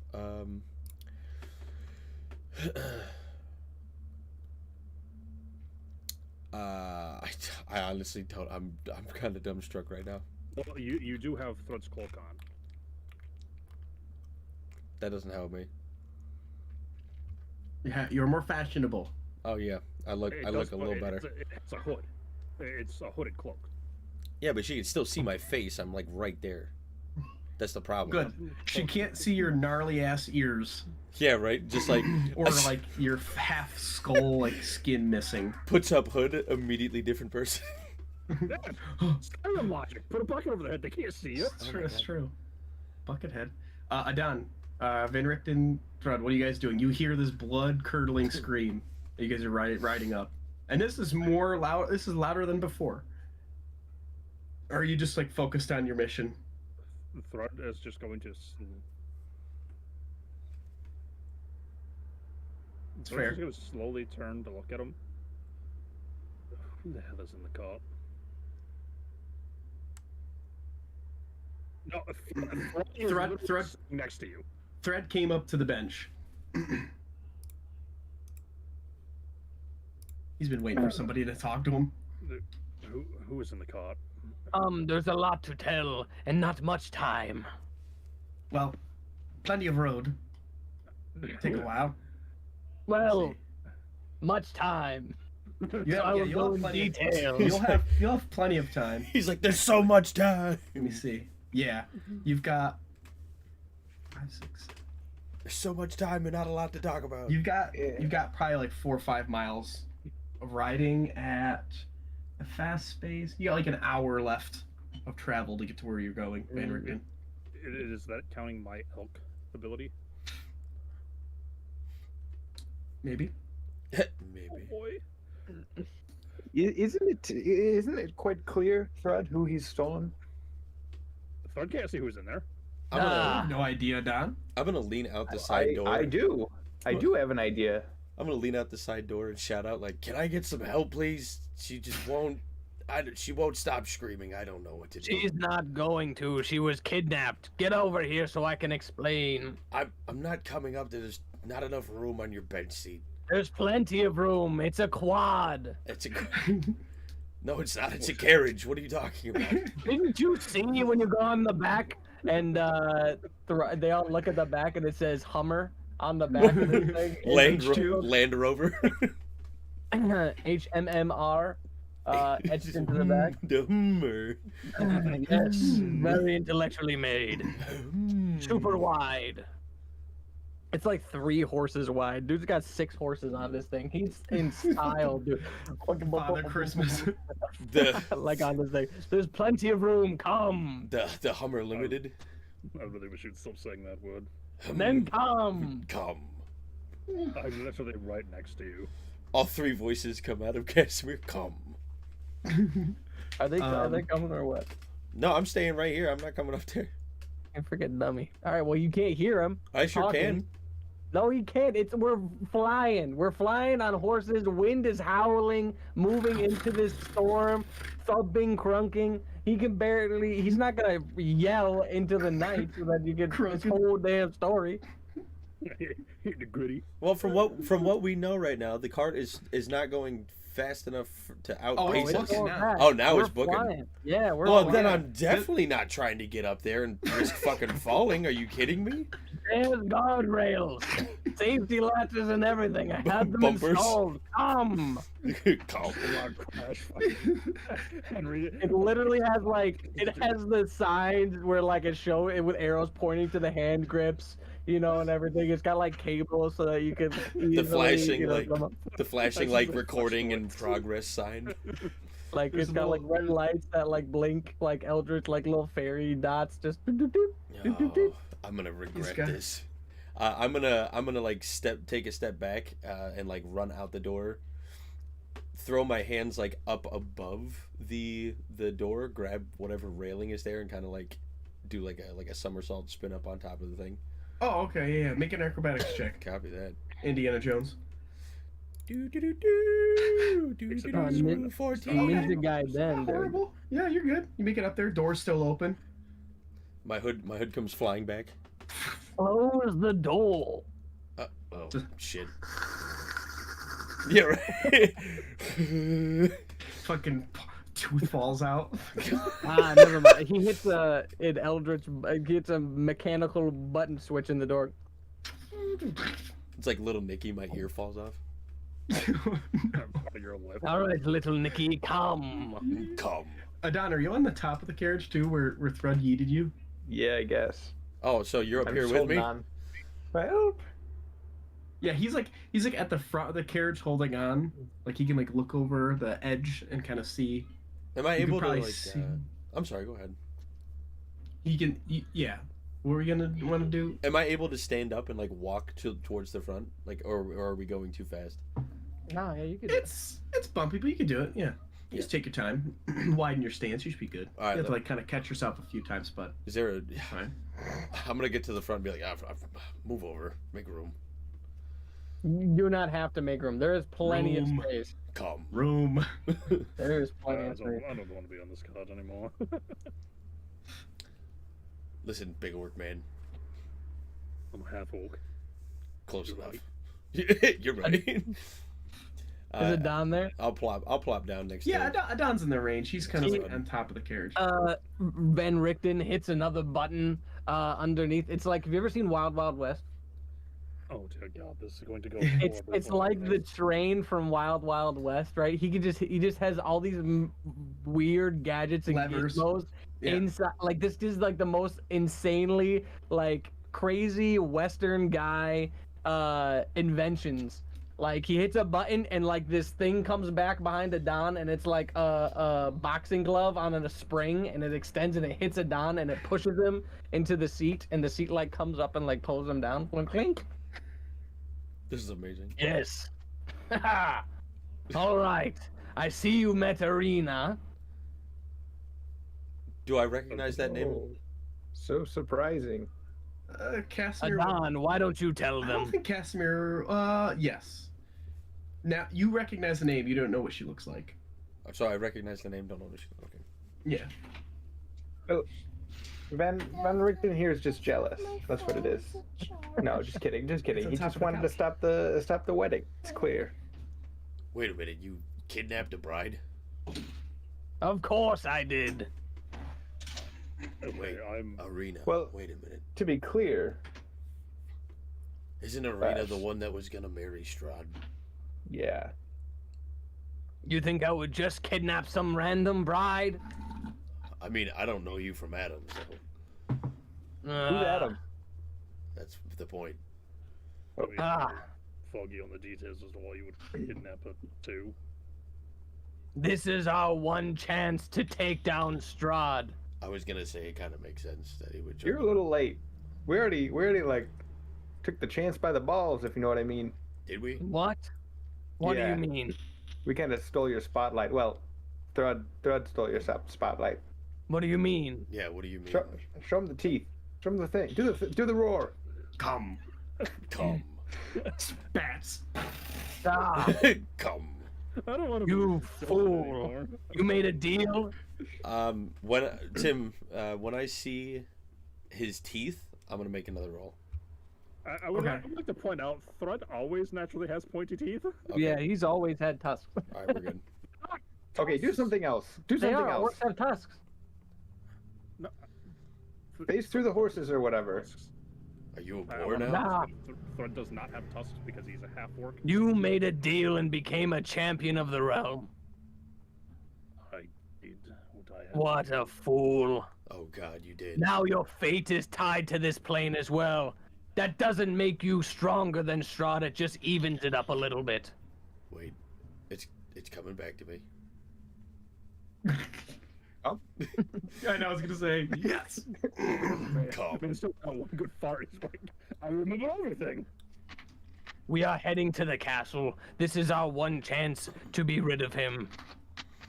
Soon, and very soon, he will find out that his bride is missing and will come to the castle looking for her and for you. I'm gonna look You know- around.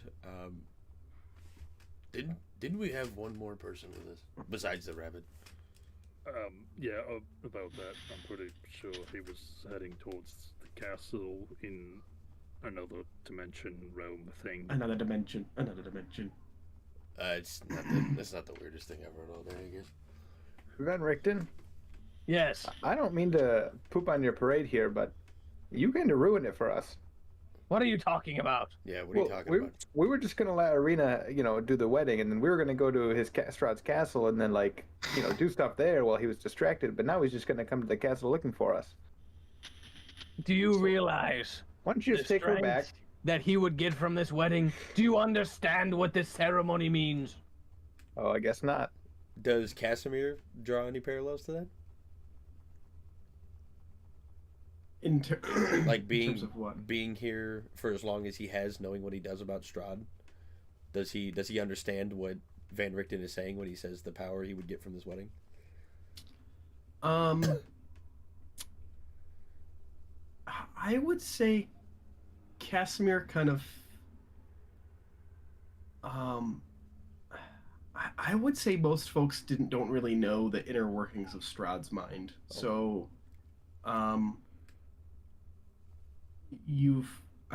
honestly, like with Casimir working with the Vistani and Hand working with Strahd, especially that group of Vistani. Right. It's he's always longed for a real bride, and he's and always kind of yearned for having Tatiana. And like, as far as like you understand how this domain works as well as your people understand how it works. That he's been on the look for Tatiana's soul for a long time and has pinpointed it to Irina. Mm-hmm. Hence this big ceremony. Right. You don't know if it's a good thing or a bad thing if they got married, but you've kind of been that bottom of the pyramid holding it up for the Vistani, as well as holding it up for Strahd, and kind of just, more lack of a better word, just going with the flow. Got it. How was getting married supposed to make him stronger? What are you There's no time for that, okay? What we need to do is figure out what you're going to do when we get to the castle. I feel like there's a lot of time for that, actually. Yeah, you could just No, we have to go over the plan, okay? The plan. Oh, and let me guess, your big plan: piss Strahd off, bring Strahd to us, watch us all get murdered because you kidnapped his bride. Yeah. I mean, he's gonna be pissed off at me because I'm trying to take over here, but I mean, I think you're the one fucked more than we are. I mean, I kind of like this plan, to be honest. Van Richten, are you trying to screw us? Why would I be trying to screw you? I need to get out of here just as bad as you. Do you think I would risk kidnapping his bride if I wasn't certain? Just needed yes or no. Come. Yeah, no. You're trying to stop me. What you asked. Can I insight check him? Absolutely. Send it. Oh, He's being very truthful. Okay. Yeah, no, I like the plan of fighting Strahd. When you've interacted with Van Richten in the past, he's always had a plan. He's always had plan A through Z planned and set up, and he's been biding his time from his conversations with him for the stars to align to strike back against Strahd. Do you know how long I've been here? Do you have any idea how long I've been planning? I wouldn't do this if I wasn't certain this was our only way. Champion, a lot rides on you. But there were precautions that were taken. You are lucky you have a friend. Such good a friend as the Kenku to be watching over you. He was alright. Yes, if it wasn't for him, you would certainly die today. You guys are real sons of beasts for screwing him like you did. Yeah. Believe it. He's kind of stupid. He really Casimir's pulled the just wool like over his eyes for a while. Casimir's just jumping on the bandwagon with Van Richten, and he's just like, "Yeah, you sons of bitches." No, I'm just joking. Casimir, There are whatever your name precautions is. that are set up there. This will be the one battle. We either win or die. Casimir, whatever your name is. Yeah. Can you? Does he still have that the holy symbol?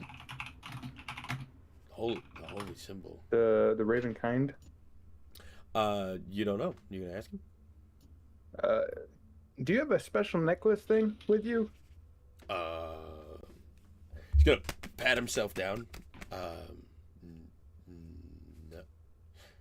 No. And then he's gonna notice the bag on his side. How about in there? Wait a minute. Dig through. And he will pull out a medallion. He's like, this thing? I don't know. This might not make sense, but just try to use it on him, and I'll point a thread. Yeah, as soon as I touch it, I'll probably understand what it is because I'm attuned to it. Wait, are you attuned to it? Yeah. Well, he is, but he doesn't have the memories. That's why I wasn't sure. Mm-hmm. Yeah. Oh shit. Yeah. Fuck this. And I'll use a charge of hold vampires. Threads. Oh wait, no. You have to make a check. Yes, DC 15 Wisdom save, my friend. And any other vampires in the vicinity. Technically magic? Oh. It's not a spell. Yeah, but it's a magic. It's an effect of a magic item. That's magic.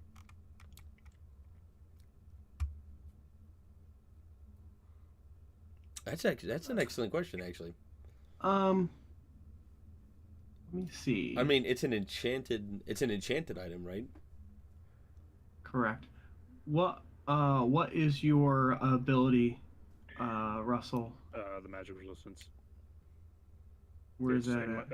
Under my notes, it was for we stuck it there for its other. Oh yes. Race. I would say due to where this power is coming from, it's not typical magic. So no, you don't get advantage. Wisdom? Yeah, wisdom 15. 15, sir.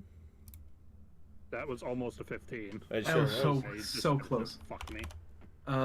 Just kind of like freezes up there.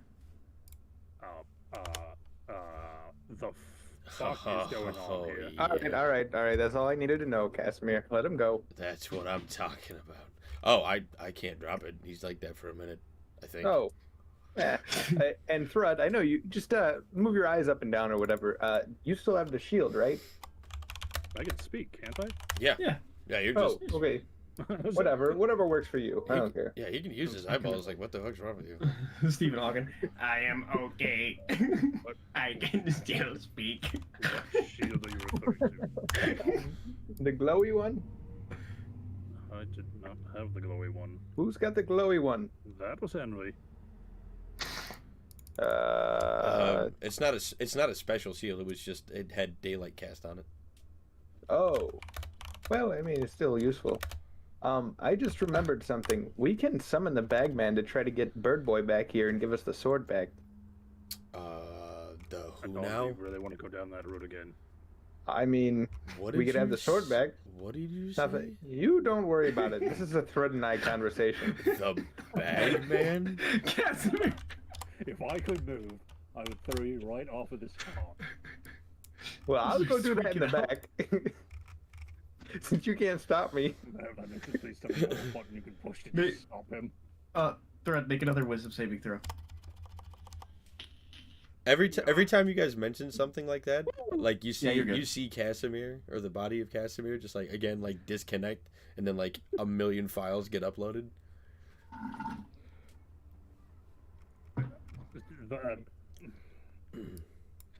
We had a friend who talked to a man inside of a fish pouch. Yeah, the bird, right? Yes. There's another one missing. No, he's fine. He's not talked messing with to you. what Adon refers to as the Bagman, kind of out of my wheelhouse. That's his name. What do you mean how I refer to him as? Well, he is colloquially known as the Bagman. Okay, Adon, until about like a month ago, I knew nothing of magic. I still very know little of it.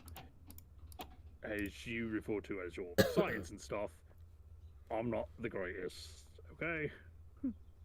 So can I summon him? Are you trying to piss Henry off? Wait, how Who's you Henry? summon the Bagman? How are you gonna piss Henry off? He's not here. Yeah, he's I gone. hate all of you. Oh, here he is. He's coming in the back. There he is. Tim, when they mention Henry, I'm gonna make a roll. Uh-oh. When you mention Henry, you'll see Casimir's eyes turn blue. His head will do that same like taken snap, snap, snap, and then another deep gasp, like before when he shot up. Just. Wait, you want to see a magic trick, Todd? Casimir. What? What's Casimir. What's Oh, I thought we could switch him back and forth. what's going Screw on? with him a little bit. Adon, I'm going to hurt you. You can't hurt me. You're still stuck. No, I broke free, bitch. Oh. Oh no. Henry, use that again. What's going on? Why are we? Where are we? You. Yeah, it's me. Well, how am I here?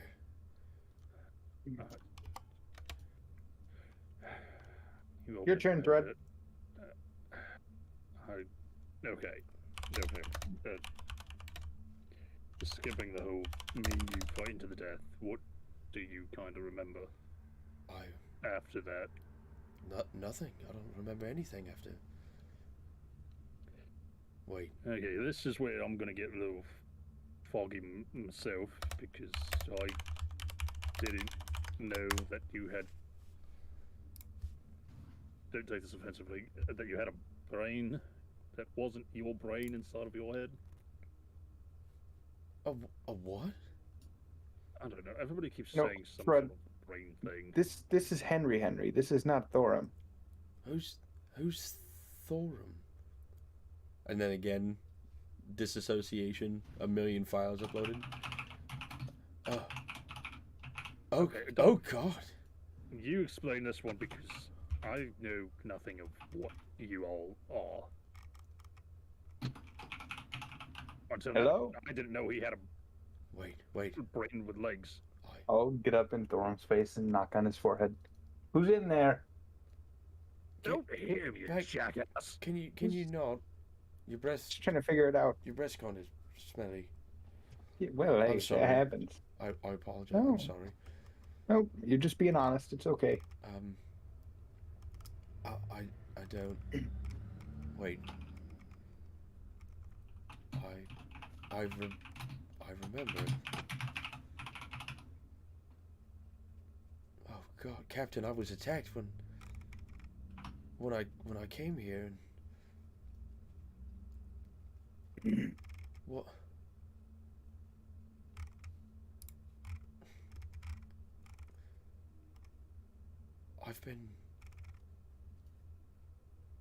Something's been parading around as me this whole time.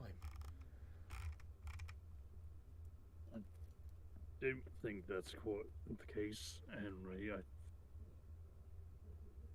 From what I gather, from what the brain man said, you were you, but he was locked away, and then the fight happened. You died, which let him come forward, which then put you in the back. I'm not gonna lie to you, Harry. It hurts my head to think about. But from what we know, you were you until you weren't you. Captain, I'm a monster. You want no monster. What's happening to me? I don't have answers to these questions, Henry, but you are no monster, nor have you ever been a monster. You were the best of all of us.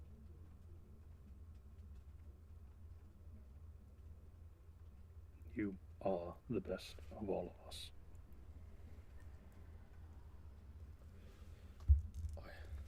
I don't feel like it.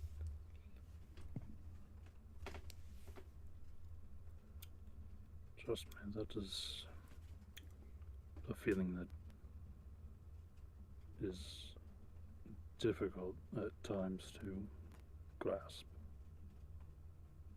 I've been there myself before. But I promise you, Henry, you are no monster, nor have you ever been a monster. Roll again, Patrick.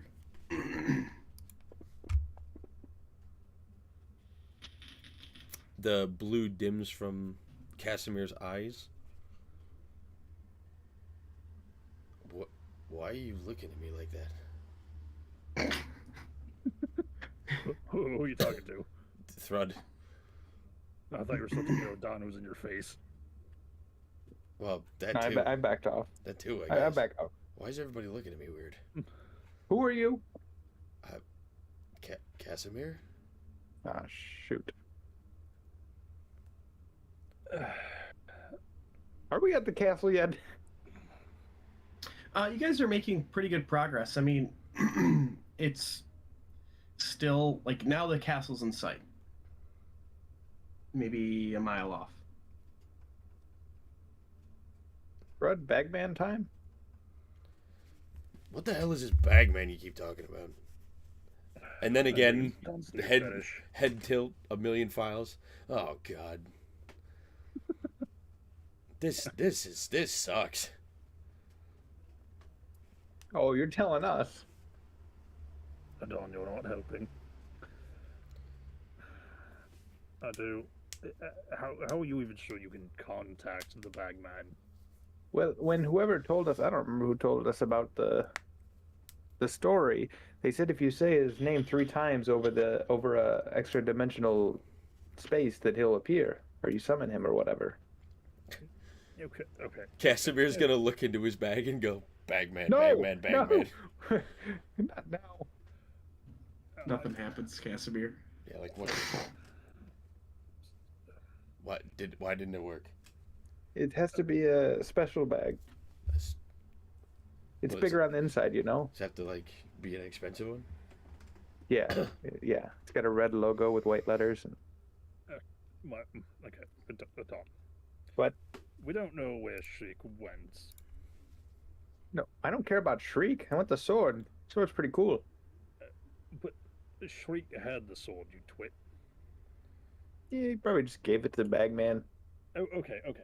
So you want to call Shriek's friend, the bagman, and ask him for the sword which Shriek took for Shriek's safety and how he perceived our safety, because so it's gonna do like quick couple like side glances at Casimir, was very much not in the best headspace.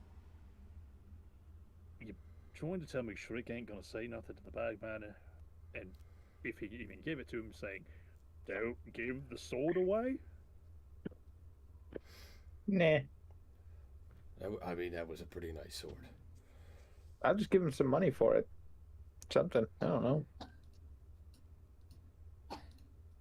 Or you can sell your soul to him or something. I don't know. Yeah, sell your soul to Shriek. To the bagman. I've already given my soul to some dark deity. I'm pretty sure he's gonna want no taken waters. I mean, he lived in a flesh pouch. You think he cares? I don't think he lived in flesh pouch. I think that was just a vessel from which he could work from. Oh, so now you know everything about magic items, huh? I said I don't know. Interesting. You're going to be my shield in a minute. I'm gonna fucking javelin you to the front of my shield. Do whatever you think is best. Just leave us alone. Go do whatever. I'll wait till we get there. I'm going to hurt you, Adon. We are approaching the castle. So you guys should see, as like going through the thing, like the fog, and you should see the tip of Castle Ravenloft peek out like above the fog. It says, "I had a." I've waited so long for another chance like this. Within the next few minutes, Strahd will be alerted that his wife was stolen and taken here. How are you sure he's not even here already? Oh, you would know if he was here. Well, then let's get a move on, old man. Let's go. Excuse me? You heard me. Think I can make them go any faster? I sure do. Well, you're right, I can. But they work very Just hard. like They insight don't deserve check. that kind of treatment, okay? Another Yeah. guy tried to pull that crap, and they unionized, okay? You know what? That's fair. As the leader of the Night Elves, that's fair. Exactly. Fair compensation and whatnot. Yeah, unionization is a real problem. You guys kind of arrived at the at the main doorway, kind of like in this courtyard. The drawbridge was down, which is strange that it was just left down, but it was down. But you guys are in like this main kind of front courtyard area. We'll take a quick like 10-15 minute break. We'll come back at like 8:40. Okay. Go pee, grab a quick snack. 100%. I hope you're ready. I hope you're ready. Oh, I'm ready. We will be back in about 10-15 minutes, everybody. Be bye.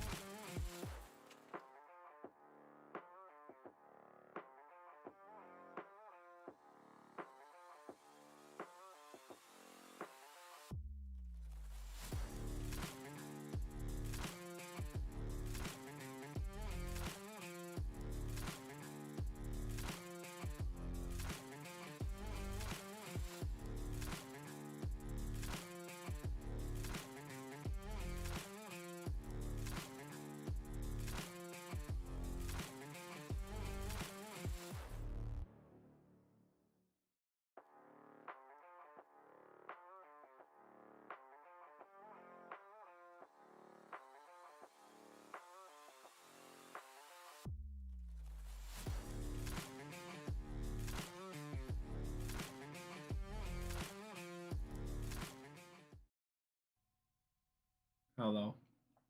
We're back. Oh, Russell just got back too. Look at that. I know. Not happy. Oh, there you go. Oh no, Russell not happy. See, perfect timing. Where Russell camera? Calm. We didn't want to see that. He's sitting on the toilet right now.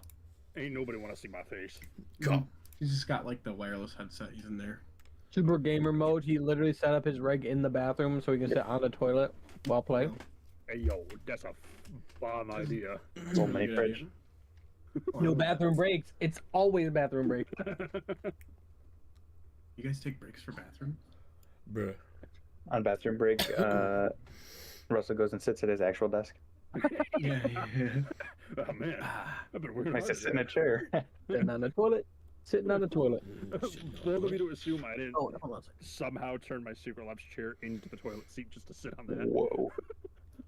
You can lay flat on it.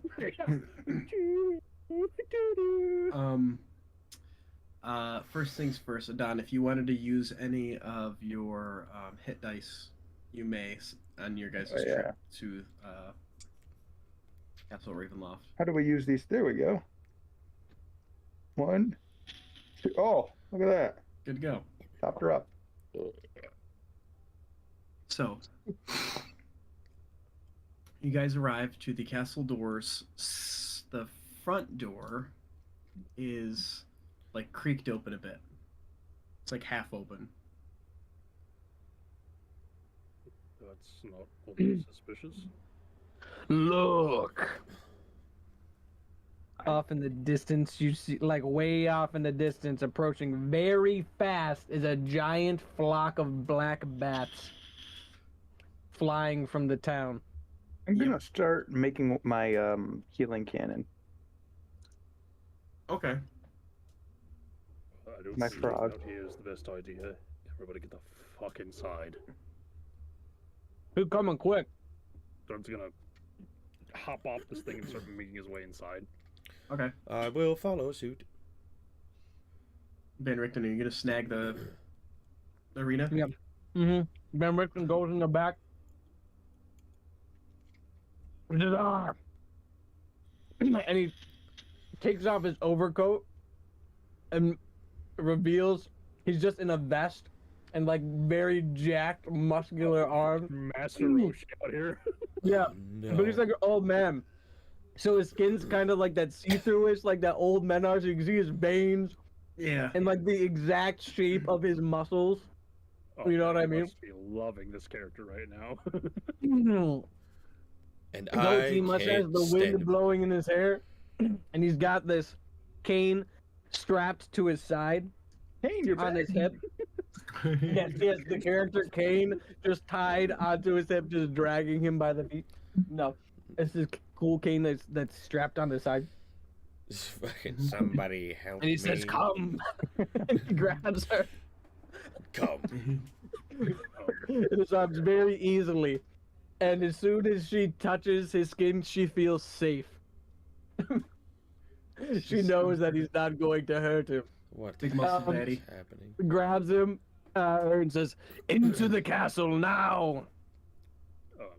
Fred's gonna sneak in through the door and kind of wait for everybody to come in, and as whoever brings up the rear comes through, Fred's gonna Don't bother sneaking, just go! Anyway, Fred is shutting this door. Once everybody is in. He's about here. Like, he is, like, about here. There's no point in shutting this door. He's just gonna bust through that mofo. I've been hit by a boat. This door does not scare me. This door does not... I've been hit by a boat. This door does not scare me. Once Fred is in, he's just gonna turn to the door, shield up, mace ready. In this cubicle area? Yep. You guys are fortifying the hallway. Yeah, fuck All right, this. I'm going in. Then Richten pushes aside I'm going in. and goes into the door. It should be set up. Come on. I'm already busting through. Like, what in the hell is this? Coming and busting, and what's going on in here? Come. And you hear, "It's about time, Guardian." Oh no, Lance Reddick. Rest in peace. Rest in I peace. really don't want to be here now.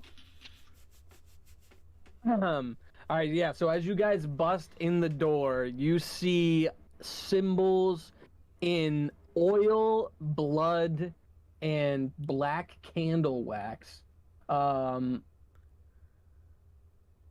That has been poured into carvings on the floor in symbols that one's familiar with deep speech and abyssal would recognize most of, but some, even if you have an understanding of those languages, you would not understand.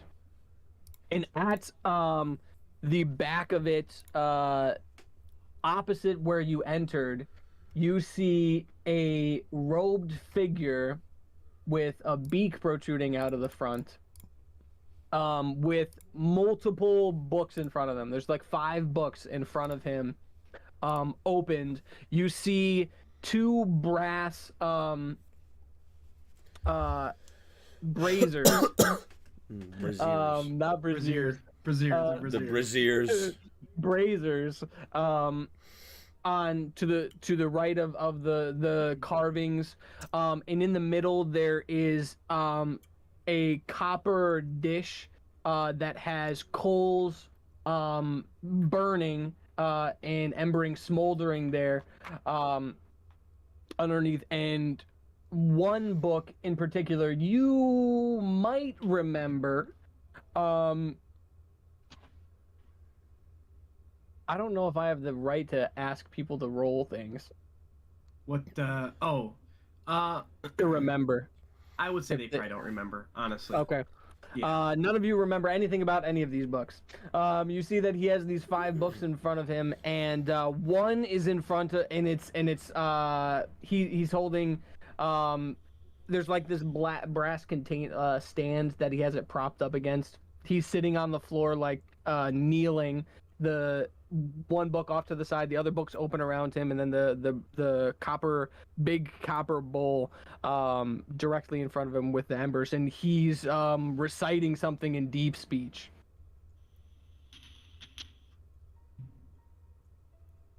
And then you hear Von Richten say, "Come, get ready, leave him be, come on." And then Von Richten brings the bride over and like kind of goes behind and says, "Come on, hide if you can." You cut her bindings off or no? Or you're telling the party to hide? Yeah, the party to hide. I will get behind this pillar and I will prepare. I will hold fairy fire for when Strahd comes through the door. Excellent. Okay. I'll give a boost to everybody. Your healing turret's out? Yeah, so D8 plus 5. Let me get this for you. Hold on. Come in. Let me get this token. Do that while I remind myself what's going on. Make it a very flaccid turret. Health of 5. I can probably find that. Hold on. Good God. We get 6 temp HP. Bring her to me. Van Richten will bring over Irina, and Shriek kind of, as soon as he does her, he casts a spell, and she goes quiet, and her head just kind of like she fell asleep, and he sets her, like in front of the bowl. Oh my God! Did the bird just kill the lady? Yeah, you didn't see him kill her, but you did see her touch her. She went unconscious. From what you saw, she stopped doing it, and then she's like later in front of the bull, or in front of himself, like close to himself. The bull's in front of both of them. Does Casimir recognize the hooded figure by chance? I would say yeah. Oh, good. We found the Birdman.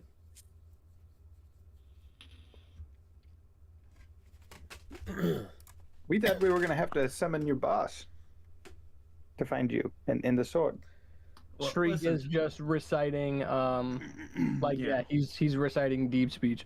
So you're, Storm, you're prepared. right? Yes. Thrud, are you prepared? In that square. In this square. Well, there I don't have line of sight of the door.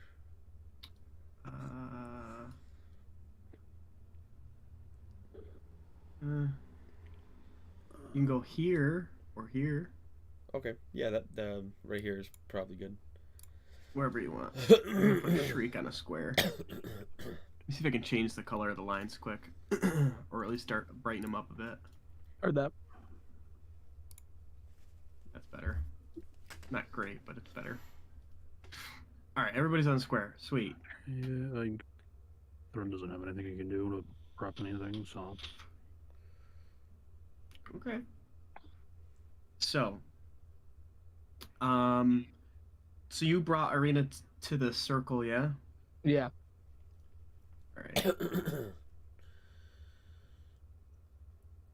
Alright. Shriek looks over to Richtofen and says, "You'll just need to distract him for a minute. You'll just need to distract him for a little while. It's almost done." "You heard him," Von Richten says. "Do what you can to give the bird time." I'll do more than that. He's 5 feet below. Heard that.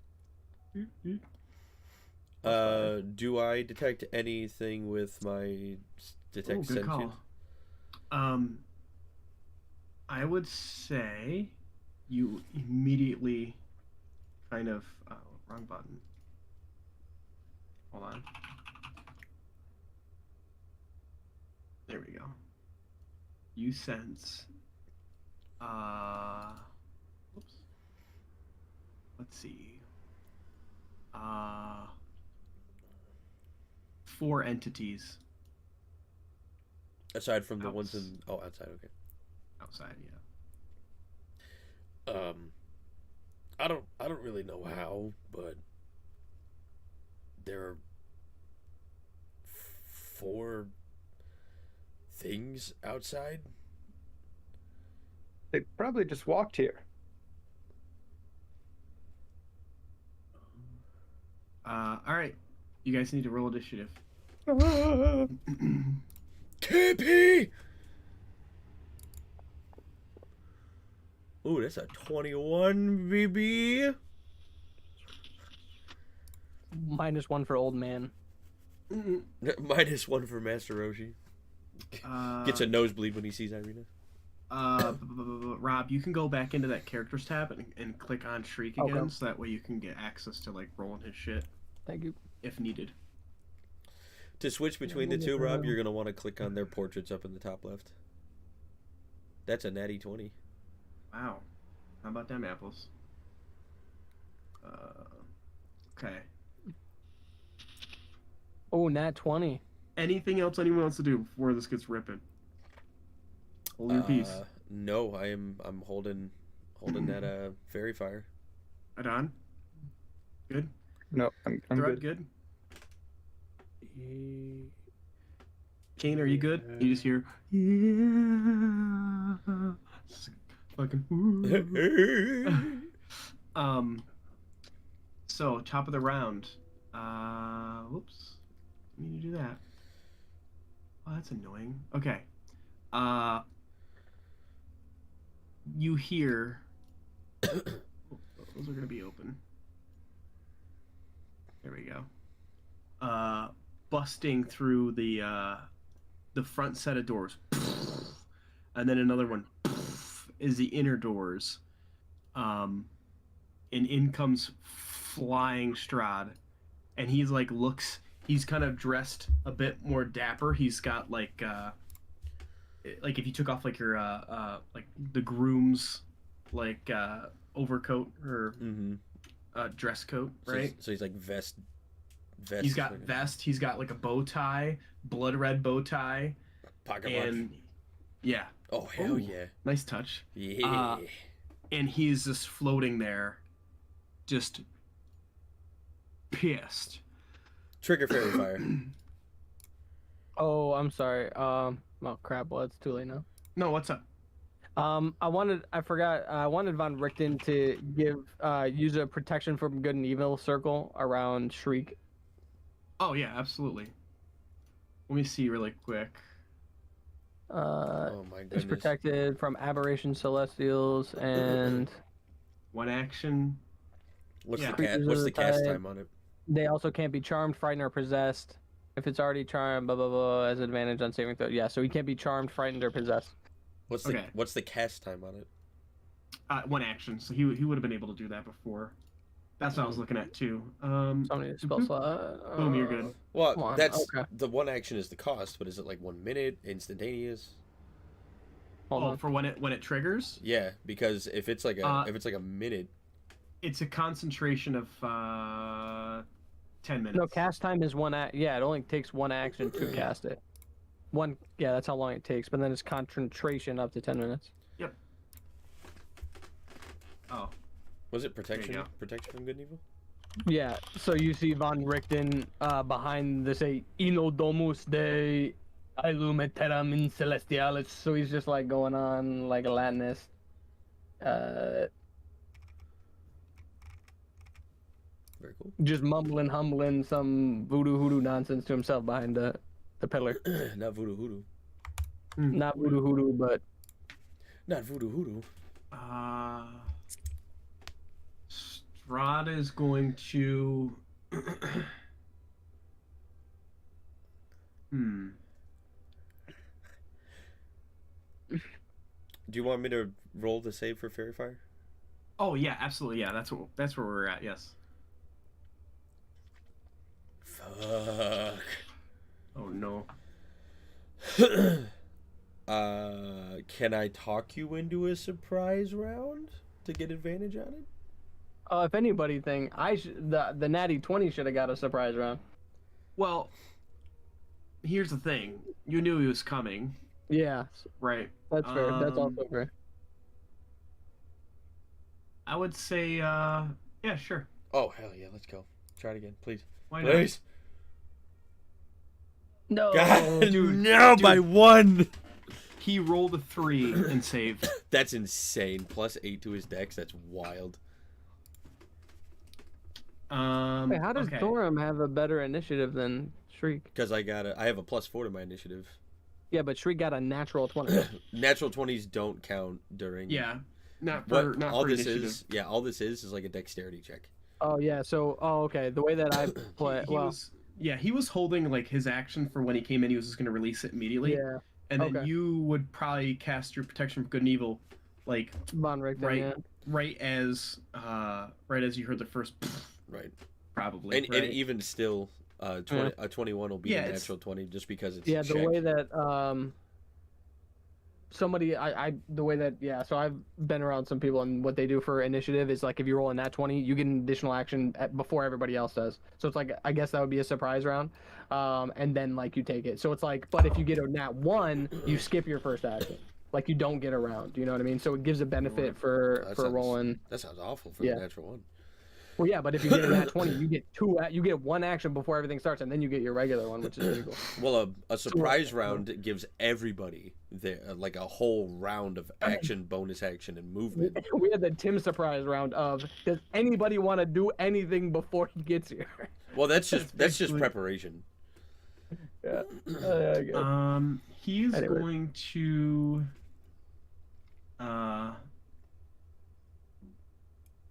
He's gonna fly up. Well, he's gonna float over across the barrier here of the spell circle, and he's gonna try to. He's gonna try to hit back at. Well, hold on. Let me see this. 5, 6, 7, 8, 9. Street got arena, like he's going to do something. He cannot make an action because he used all of his speed to get here, and he is just hand up and ready to strike Shriek. So like he's got arena in a position where like he's standing over her, and he's like getting ready to lunge at Shriek. He's just gonna leap over top of her to like tackle him or something. Thorum, you're up. Okie dokie. Just for clarity, are squares 5 feet? Yeah. Okay.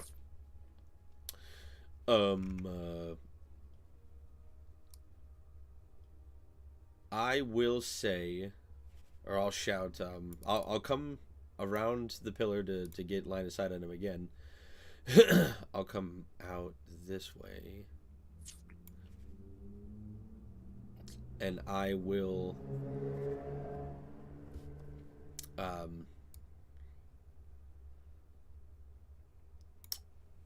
I'll shout to Strahd just like don't you dare, and I'll reach into my pouch. I will grab one of the gems from the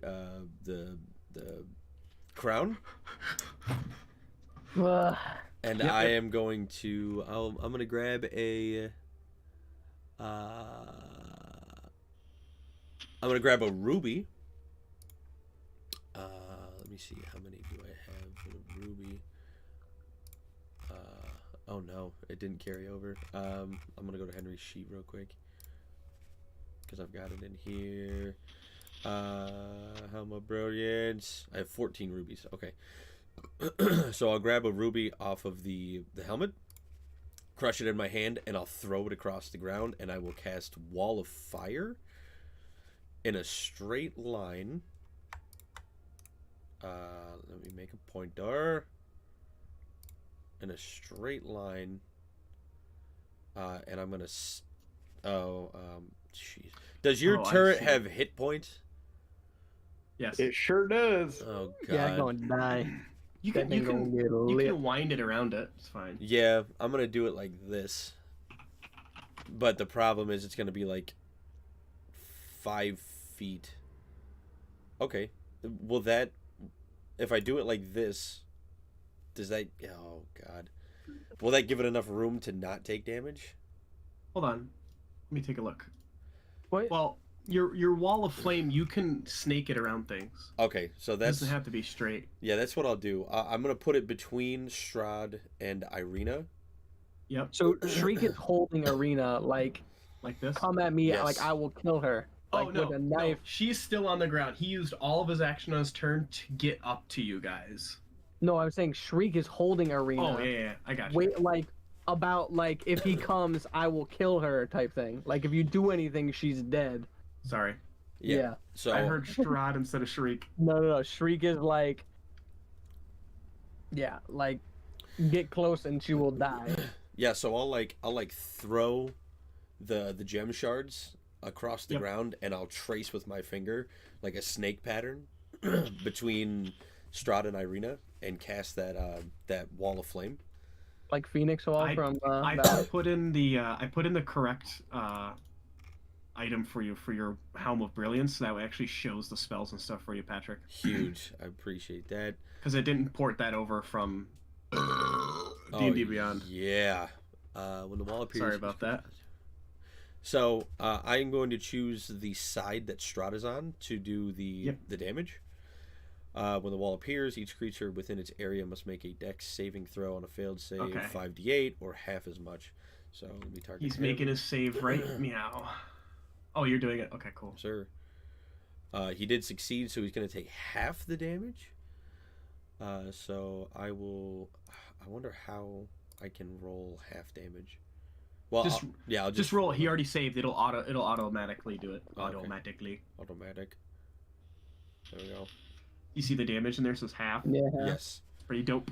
And every turn on so one side of the wall. 5d8 fire damage to each creature that ends its turn within 10 feet of that side or inside the wall. A creature takes the same damage when it enters the wall for the first time on a turn or ends its turn there. The other side of the wall deals no damage. For my... let me see what I have for my bonus actions. I do not have any... Oh no. I will...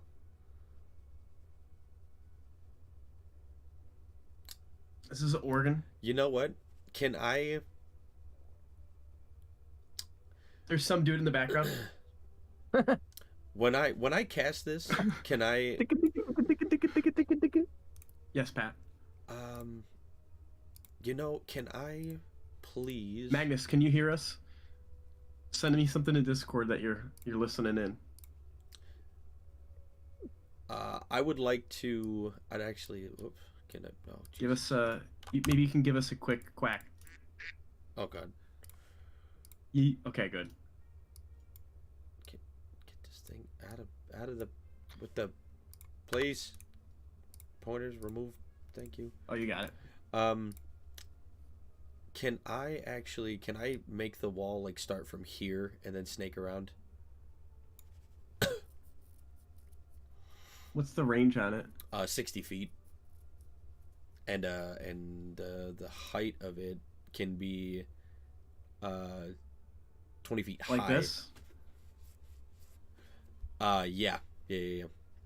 So I want to like cut the room in half with me on the safe side, him on the damage side. Sorry, Don. Yeah. You are inherently evil now, so I mean there's nothing I can really do about it. So that was 10 feet of movement. That's some bullshit. 10 feet of remembers. Movement. 15. I've only got 20 feet of movement.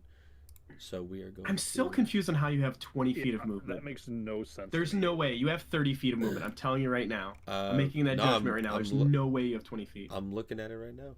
I don't believe you, beyond telling you. I don't believe. Unless you have some weird age thing. Did you put in there that you're like 300 years old or something? No. I don't think that does it though. I'm gonna go to my character sheet right now. I'm gonna go to my character sheet. I know, but I don't think it's right. Yeah, there's something whack in there. Like there's like what would make it so you have 20 feet of movement? Exactly. Like no base, race, or class or anything has 20 feet of movement. It's the only classes that are affected by that are dwarfs. They move 25 feet. Wood elves move 25 feet. There's no class or character that makes you move 20 feet. I don't know what happened. So I'm telling you right now, you can move 30 feet. Because Casimir could. Oh, well, I mean, if Casimir could, for sure, let's do it. Yeah, I'm not sure why that thing freaked out on you. Either Unless way. You took some sort of, like, weird feat or something that was like, you're a cripple. You are a cripple now. You got a strong leg. Oh. No, my feats are the same as Henry's. That's so weird. Yeah. Can I edit this? I can't edit my movement speed. That is super strange. Okay, well. Either way, I am going to so 15, 20, 25. I'll get back to the like edge of this pillar, like near thread. And that'll do it. I'll pass it to. Does anyone speak deep speech or abyssal? I don't know if Casimir speaks. Intellect devourers can understand it, supposedly. Yep. Oh, so yeah. I was just gonna listen to a bunch of gibberish. Yeah. It doesn't even say where your walking speed comes from either, Pat. I know. I was just trying to find it. This makes no sense. Why you're. It's so weird to me. Anyways, it doesn't matter. Hadron had 30 feet, and he was a elf. Kane's turn. Get fucked. It is Shriek's turn. Can Shriek use his inspiration to kind of stretch what would be considered one action? Depends on what you're trying to do. What do you mean stretch? So, just the things that he want to do, it's not. It would be stretching what would be considered one action, I think. Tell me what you'd like to do, and it could either maybe use up your. Yeah, let me know what you'd like to do, and I can let you know whether or not we'll allow it. So, like, Shriek has Arena, and he's reciting, again, deep incantations, alternating between deep speech and abyssal. He raises, like, the dagger, holding Arena, and he stabs it into the ground next to the brazier, and takes Arena and just throws her to the side, to the left. Towards the south wall. Okay. Oh no, yeah, he would throw him towards Van Richten. Yeah, like throw him that backwards way. So his arm's like in front of him now. Yeah. You see him pull out his flesh pouch, and he takes his arm and sticks it into the flesh pouch and pulls it all the way up to his shoulder, and then grabs the cinches at the top and pulls it, and you see just blood just spray from where his arm from the shoulder down used to be. Still incanting deep lyric, right? Jeepers. He opens up the bag with his now one hand as his arm is just like bleeding out, and opens the mouth over the opening to where the copper dish is with the coals on it, and his arm falls into the coals as he's incanting. The wall of flame that was pushed up through this warps and bends to the shape of the blood on the floor, like it's forming itself to the magic that's happening here. So it's this just like flaming blood pentagram on the floor, as Shriek is like, Borkadishka, and then the only audible word that's not in deep speech or abyssal you hear him say is butcher, and his arm just ignites into this flame. It starts like morphing and like bubbling, the flesh kind of like, and then it starts like expanding. It moves to the center of like the pentagram, and blood just keeps pouring out of it, and not just blood, but like it looks like tendons and tissue and muscle and bone and skulls that are partially formed, hand bones and things just start to like come up from this center orifice and just kind of like push their way out, until the whole center is just a mangle of body parts, and you see up through the center a hand with a giant cleaver just boom grabs onto the floor and pulls out. You see this deep red skinned behemoth of a demon with a gigantic cleaver in one hand and a giant meat hook with a chain wrapped around it at the end in the other, as he stands and faces Shriek. Again, you hear Shriek talking in deep speech. If you know what he says, I have called you from the deep and I command you.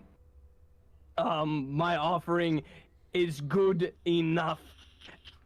The promise of this realm will uphold the other half. Just kill him. And he points with his good hand at Strahd and he says, you can have it. And the giant demon with massive horns that's sticking out of his head and flames, it's a flame crown coming out from the middle. He has this apron that goes from his one shoulder to the rest, with his belt with all his tools, but not just tools, but limbs, and not just human limbs, all different kinds of creatures, limbs just hanging from it. And then he turns to Strahd and says, fresh meat. And I assume that's it. That's your turn. Yeah, besides that, Shriek is just holding onto his arm, and he just, like, sits back. Hell yeah. And is trying to, like, hold it. Just, and the rest of the, like, devours, like, Uluma, Uluma. So that's there now. That ends your turn. Let's see. This dude is going to use all of his speed and movement to come up here right behind you, Adon. No thanks. You just see like this skinny like vampire float in the room, but it's now your turn, Adon.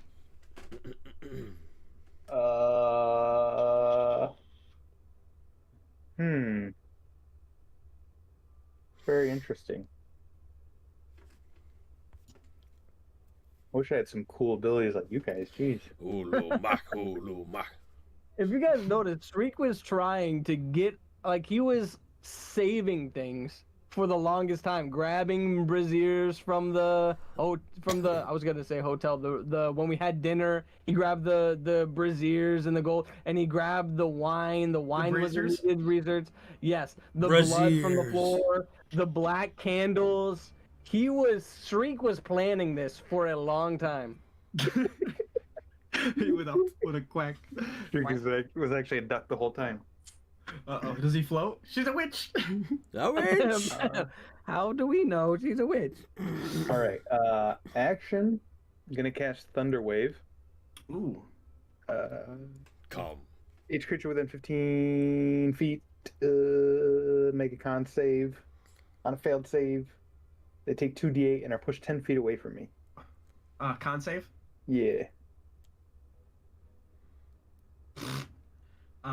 The vampire spawn behind you. Roll natural 1. Nice.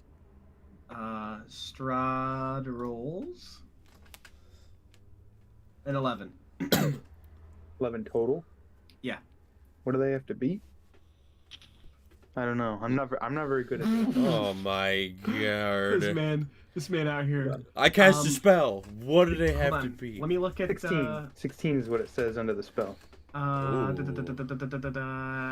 Yeah, because... Yep. So, no, they both failed, obviously. Okay. So, they both take 2d8 and are pushed 10 feet away from me. I'll do the damage now. 10. Oh, cool. That's great, yeah. Damage is damage. Alright, and then...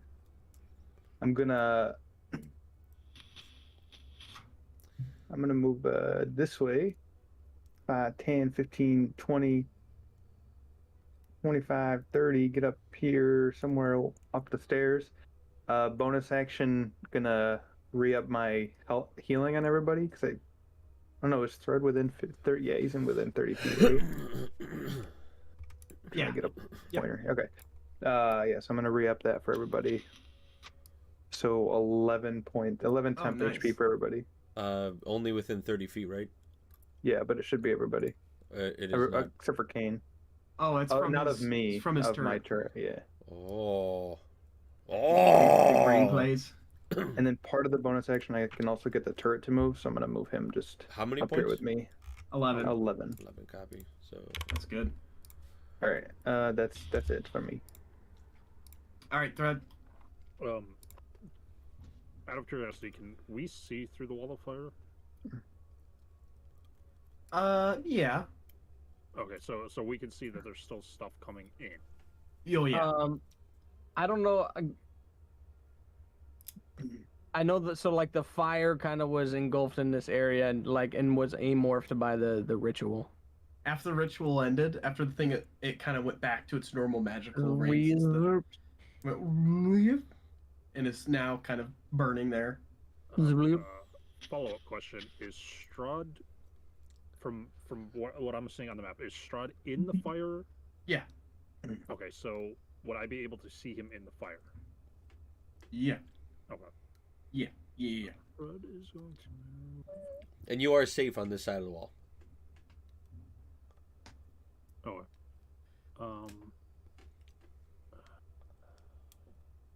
Please do something to push him past the wall. I did. I pushed him past the wall onto the safe side. Nope, don't want that. I'm safe now. To the safe side. Literally all Ferd can do is just swing at him with the mace. Bro. For now. I have things I want to save. Woo! That'll hit. You dealt 2 damage? 9. Oh, plus 7. Okay. Yeah. Second one. That one hits. Nice. I hate the fact this doesn't show me. Okay, can't use that. Yep, that's my turn. Van Richten. Van Richten is concentrating on. Strahd will regenerate unless radiant damage is dealt to him. This much you do know, or so that is on the forefront of your mind because folks right now are doing damage to him, but it's going to be all for nothing.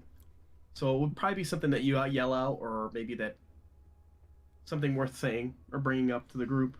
Hmm. Not to tell you what to do. Yeah, I'm just thinking of probably the protection from good and evil isn't really useful right now. So I guess he'll drop that. I thought Shriek cast that. No, Van Richten cast it on Shriek. On Shriek, okay. Mm-hmm. Yeah.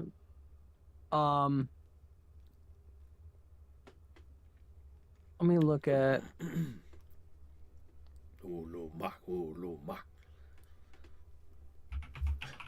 Okay, no, he doesn't. I don't. What kind of ammunition does he have?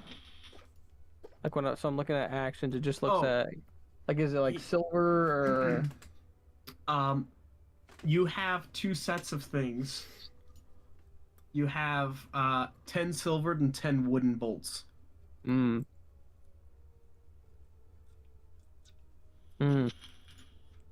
So, Van Richten, so what is this? 5, 10, 15, 20. You don't want to go that way, you're going to get damaged. Oh, that's right, okay. So it goes 5, 10, 15. So, he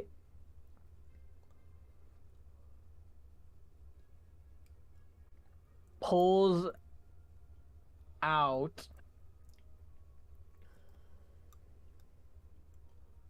He starts running. Wait, so it's 5. So it's 5, 10, 15, 20, 25, 30. So he like is looking like, oh yeah, he needs. So he's gonna run from here to here. Mm-hmm. He will say, don't let up, keep going. And he's got his big old muscles out right now, and he pulls from his pack a certain lightsaber looking thing that he may have gotten from somebody that he met with, mayhaps, before this, and set everything up. And he activates this, and radiant light shoots out from it.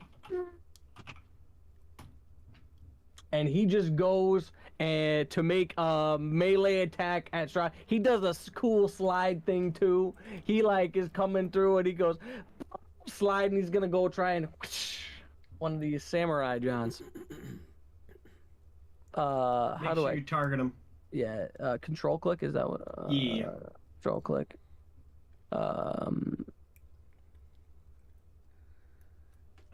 Oh baby! Let's go. Rolls a critical hit. Go. You son of a! Let's go. So then I just do this. You're.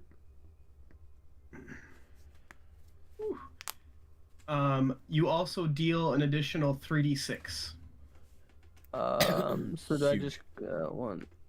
Let me just do that. Due to Undead Slayer ability. Oh yeah. Isn't that doubled as well because of the nat 20? Yes, it is. Oh, So I would roll another 3d6. Yeah. 18. 32 damage. Let's go. He does have a second attack, right? Uh-huh. Like I have. Yes. Come on, roll 2 nat 20s in a row. Do it. You won't. Yeah, I'm so sorry. Bruh. How does action surge work? You just burn it. You just burn it. Yeah. Oh my. He's a fighter. Yes. All right. So he's gonna use action surge. He's an Eldritch Knight. That's insane. Misses, and then I assume you can only use that once around. You can use you can only use it once per short rest. But he's a high enough level where he has 2 charge. He has 2 you get another attack. Yeah, but again, you do get another attack though, because you just get like another action. Oh, so you get sick. an entire action. Yeah. Oh, awesome. Oh, that's gotta. Oh that's yeah, let's go, baby. And then 3d6 on top of it? Yep, 3d6. Oh, shoot. I accidentally clicked 4. Damage is damage. Damage is damage. Like, he's like a whirlwind of, like, he's been waiting so long to assault Strahd. Like, this plan is finally coming to culmination. He's not crazy. You're crazy. He's not crazy. You're crazy. And he got this sun sword, and he, like, does, like, this swinging and slashes him a couple times while he's distracted, and ends it holding out the handle towards Thrud. So like that's how he ends his turn. So he takes his attack, and is like holding it to Thrud, like to the side. You would know that wouldn't help because you're the only one attuned to it right now. Oh, he can't like pass this thing off? Yeah. Damn. Well, he still does it. Cool, like he's just sitting there like this. Oh, did it pass over? Oh, they're all on the same turn. Oh, okay. Okay, so she doesn't do anything.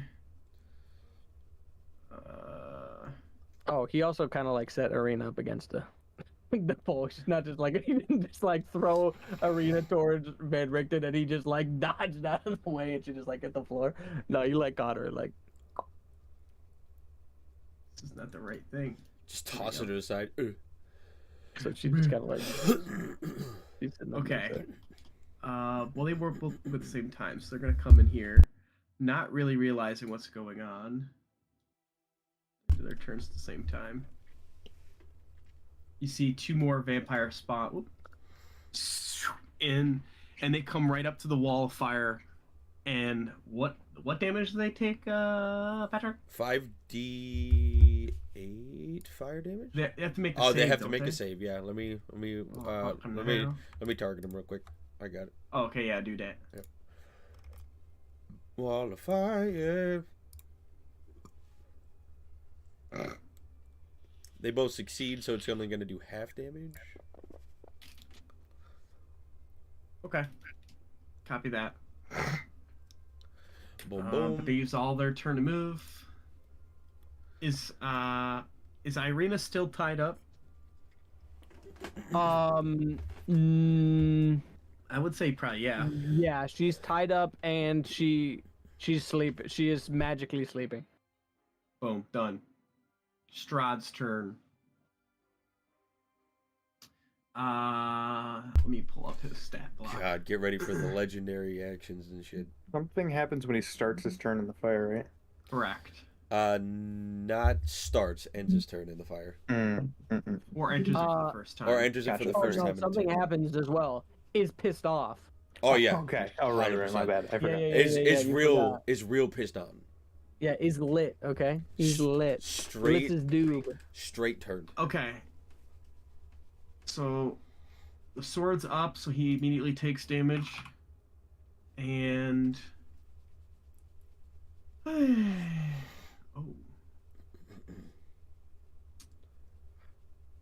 god, does that mean Thread takes damage too?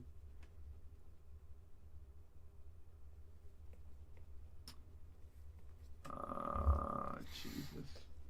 Oh shoot, I forgot Thrud. Literally ended pointing at Strud. Pointing just a beam of light right at him. Did you call him Strud? Strud. Yeah, Strud, yeah. It's canonical. Strud, Thrud.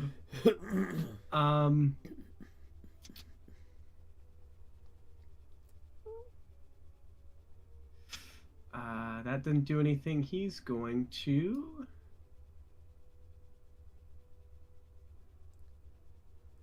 Those are useless in battle. Great. He's going to take a... he's going to multi-attack back at Van Richten. He's going to take 2 unarmed strikes. Whoops. Bro, my AC is insane. Where is it? Unarmed strike. Here we go. AC is 13. My AC is insanely bad, very bad. Yeah, 100%. Unarmed strike. Wait a minute. He old man. Hold on. Wait a second. Yeah, doesn't he have claw attack? You've got armor. Your Wait, AC yeah, 16. I had equipped it in your thing. You're good. I was just saying, there's no I was way like, this my man's AC was got 9. No I'm way like, this man's out here. I was like, dude, he is very bad. In his boxers, just Yeah. So Angry first old one man. misses. The second armored strike. Angry old man yells at bats. 26 damage, or 26 to hit. Yeah, that hits. 26 damage. 23. Ooh, saved in the concentration. And then that's going to be the end of his turn. Thorin, you're up. Howdy do. If he ends his turn there, he into fire. Oh yes, if he ends his turn in the fire, he needs to take. Here, I will. Whoop, let me get off of them. We gonna make a save again. Oh Okay. wow. Oh, that's a lot of 8s. Jeez, bro. That's a full Torch, house. torch that mother. Casimir, you'll hear Casimir's voice. Oh wait, what happened to Butcher turn? Butcher didn't take his turn. He's coming up. Oh, okay. You'll hear Casimir's voice behind. Hey, save something for me, and he'll move up to you guys. And he In front, you're moving in front of this demon. This massive demon that's like 20 feet tall. I don't give a fuck. Is just... this protuberous, tumory, pussy mass of a person.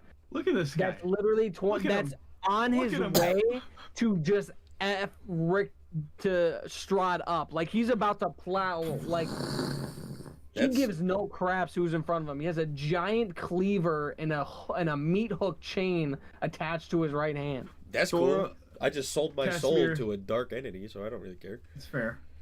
Okay, I don't know if that makes sense. Did I make you too small? I'm sorry. That's the best part of D&D. It doesn't have to make sense. I think you should try it out. I'm going to reach into my bag again, baby. And we are going to grab I believe it's a Diomand. Is it a Diomand? Let me see. I believe it is. Wait, how does he know what he's picking? Because I'm attuned to the item still. No, but like, how do you know? Like, do you look in the bag and like go like? Oh, he's grabbing it out and probably picking it off. Yeah. And even like, if it's a helmet, right? It's a crown. No, it is a helmet. You're right. It's like a big old helmet. But attuning to, we went over this last week. Attuning to an item means that I know all of the details of it, so I know where every gem is. So I can just reach into the bag. Yeah, the Helm of Brilliance. Okay. So I can just reach into the bag. I know where each gem is on the helmet, so I can just feel around the helmet, grab the gem I need, and use it. I'm gonna reach in. I'm gonna grab a diamond. Takes me down to 9. Yeah. So you have to be wearing it to use its abilities. We already went over following benefits while wearing it. Well, you can use an action to cast one of the following spells. If you remember, Tim said. I don't know. Tim said that it can be in my bag, and I can still use it. I think that just takes one of the massive downsides of it away, though. Not really. I mean, the only it's, if anything, it's a disadvantage to me because when I wear it, daylight is on, so I'm technically protecting everybody, or at least protecting Thrud by having it in my bag, so daylight is not shining through. Okay. And again, DM said so. Yeah. That's fair. Either I just way. want to make sure everything's on the up. Yep. Either way, I'm gonna grab a diamond from the inside of the bag. I'm gonna crush it in my hand, and I'm gonna palm heel strike Strahd right in his chest and cast Prismatic Spray. That is a DC 18 Dex save. These are all reflecting. So all of these should have been 18 actually, but they're reflecting off of my character's stats instead of the helmet. Yeah, because you're using your action, not not from the helmet. Right. So all of these rolling it manually before. Yeah. So all of these are actually 18. So he's gonna need to make a Dex 18 saving throw. Where's your cone? The cone is going to be pointer cone this way. And it's a 60-foot cone. Well, it doesn't really matter. It's like right there. Okay. I'm so with this. Should I be rolling on the table first? No, because they need to make the save to dodge it, and then it gets rolled. Okay. Depending on who gets hit by what. Got it. Because each person targeted by it gets a different dice roll. So there's different colors going out. Well, here's the thing. It says on all of the things, it like on a failed. So the first one, red. Target takes 10d6 fire damage on a failed save or half as much on a successful one. So I feel like I need to be rolling on the table first and then the save.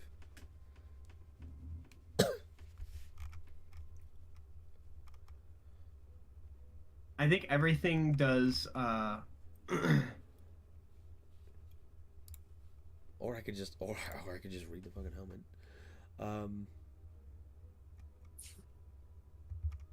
Roll a d20 if you're wearing the helmet and take... Oh, no, that's something different.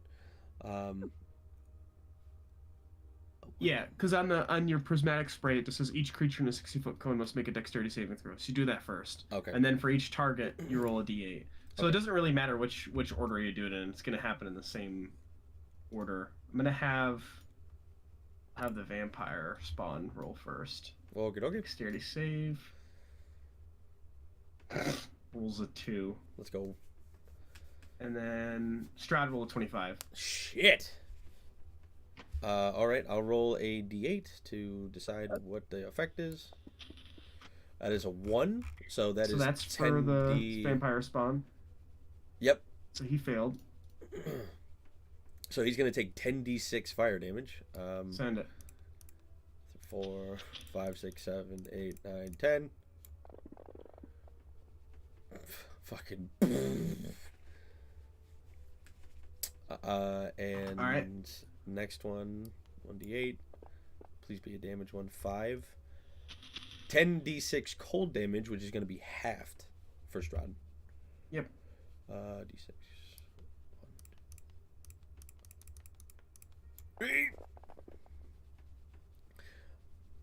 39 halved is going to be 19.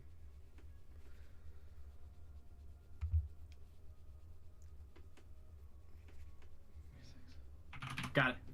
So everyone will see as I like palm heel strike Strahd that a ray of blue shoots through him, but out of the back of Casimir's palm, there's a red ray as well that targets this other vampire spawn, and out of the back of him comes this red radiant light and just a flame behind it. And that will be my turn. The butcher is going to just scream, "This deal better be good." And just screams it like right down in Shriek's face, like maybe a foot away, and like Shriek's hood kind of flips back just from the air flowing into him. The butcher's going to run over. Well, he starts his turn there. He takes the dexterity save, right, Pat, for the wall fire? It is a. Doesn't matter. I believe so. Yeah, he's a demon, Yep. so 18. demons have he's on fire resist. He's on the safe side of the wall too. Okay. Well, he's on every side of the wall. The wall's He's a thick boy. The wall is a foot thick.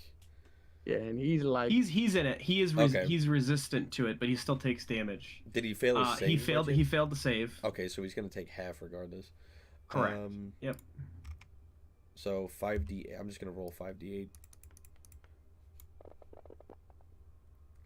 So he's gonna take 14. Okay. he's going to hold the line. Movement. 1, 2, 10, 15, 20. He's gonna come around there. He's gonna target. You don't want to target yourself. Target this guy. There you go. He's going to just fucking fist him. Oh yeah. Give him the old 1-2 buckle my He got a multi-attack. Ooh, 21 to hit. 16 points of damage. It makes his second attack, 25 to hit. And he is grappled. Okay. Oh, He's that'll end his turn. Shriek. Did you already add damage for your arm mishap? No, I don't know what you wanted me to do about that. Okay. Make a death He was saving like prepared for it, so I don't know what we like. I mean, as far as like triaging it, like he yeah. So right now, I would say a mortal wound like that's probably going to be at least like 4d6 damage. Okay. So 20 points of damage.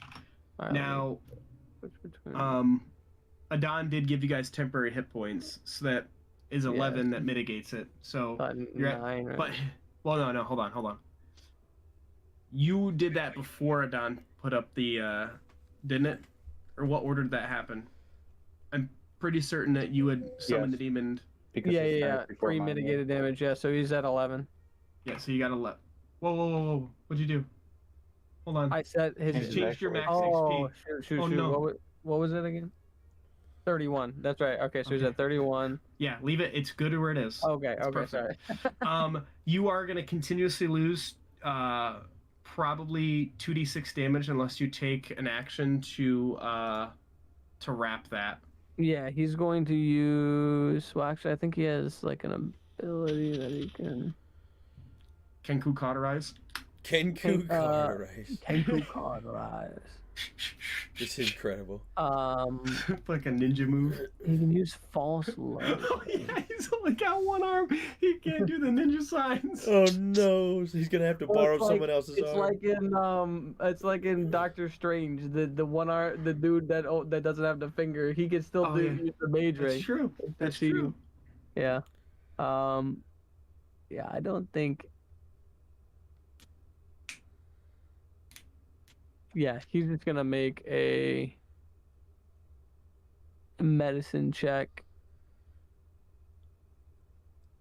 Yeah, and it's beautiful. Yeah, and yeah, all he needs is a 10. And then so he had prepared, so he has like equipment, and he has some sort of like heat something like that, and he cauterizes the wound. He just grab some coals.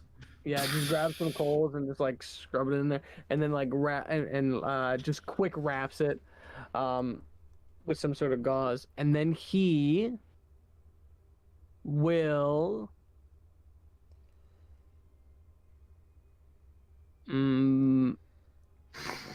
dip. Opens his door into nothing, and he's gone. Okay. He did his job.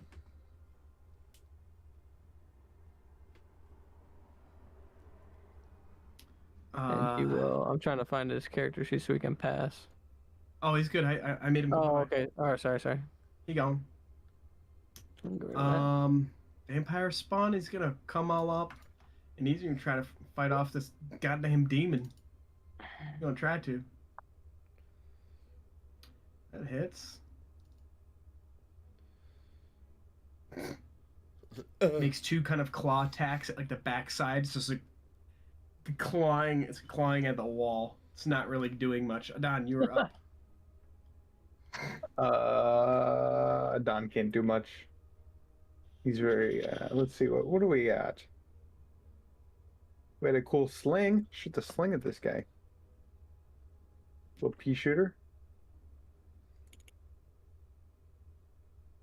Oh shit! Nice.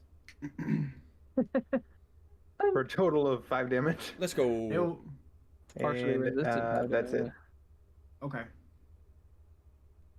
Did I get the button? No. There we go. All right, Thread, you're up. Well, I take the 20 points of damage, so that will go through my temp HP. Yep. So you'll be at 9 points of damage. Is the radius of the light from this thing going through the wall of fire? Oh yeah.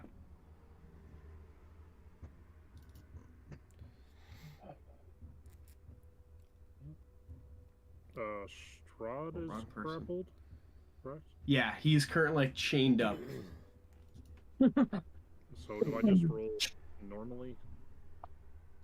Or do I roll with disadvantage still because of the Sun Sword? You will roll at disadvantage, but because there's a ally on the other side that's flanking him, I'll give you advantage, so it'll cancel out.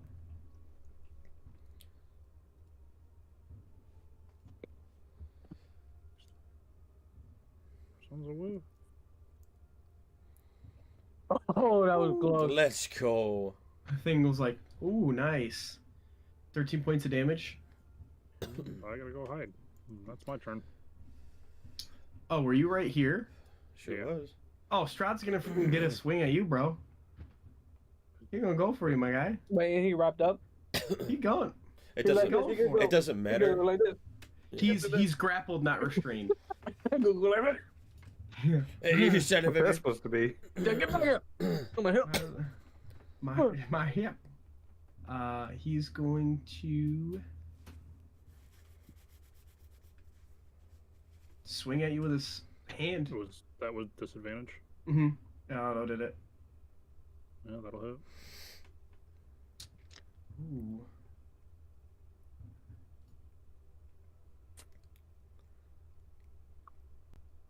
Nice.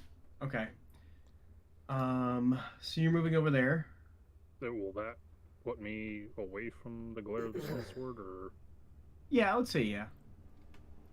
You can kind of tuck in behind there to kind of get out of the range of it.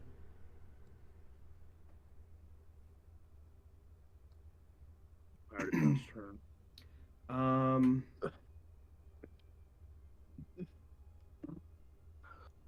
Let's see.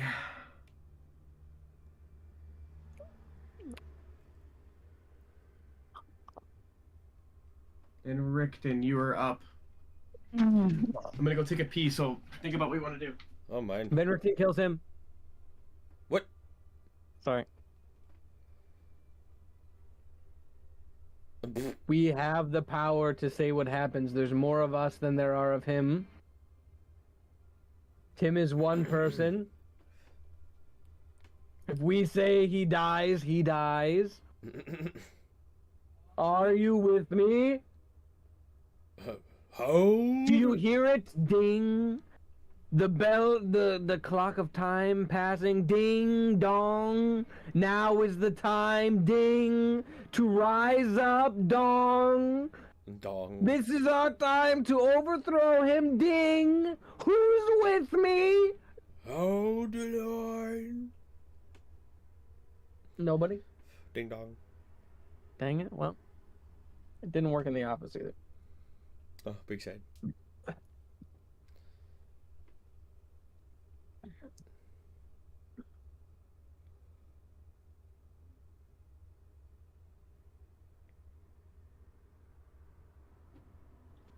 He's dead, right? Oh yeah, he died. I don't know what happened. Strahd just fell over. I think he had an aneurysm. Either that or colon cancer. You gotta get it checked out. You gotta get your prostate. Get an aneurysm in his colon. At his age, you're supposed to get that at 40. That was like hundreds of years ago for this guy. You are up. Yeah, he's just going, like, Strahd hit him twice, and he, like, redirected the momentum and did, like, this weird side flip and is going back for it again. He is not letting up. This is his one chance to get back home, and he's going to do everything he can to get back to his So he's going. Hey, who did that? Who did what? Somebody made me small. Oh, baby. I'll hit. I'm watching you. Whoever did that. +9. So 7 plus 9. 16. And then he's gonna use his next attack, his second attack. Yep. Damn. Oh. Yeah, that'll Yeah, hit. he freaking lit. He gonna hit him again with that? 3d6. 22 points of damage. Holy hell. He's gonna action surge. Oh, again. I told you, he is not stopping. He Oh, that one uses his misses. second attack. Oh, And so misses close to again. that natty 20. Right there. It was right there. He just, he is not letting up. He's just swinging.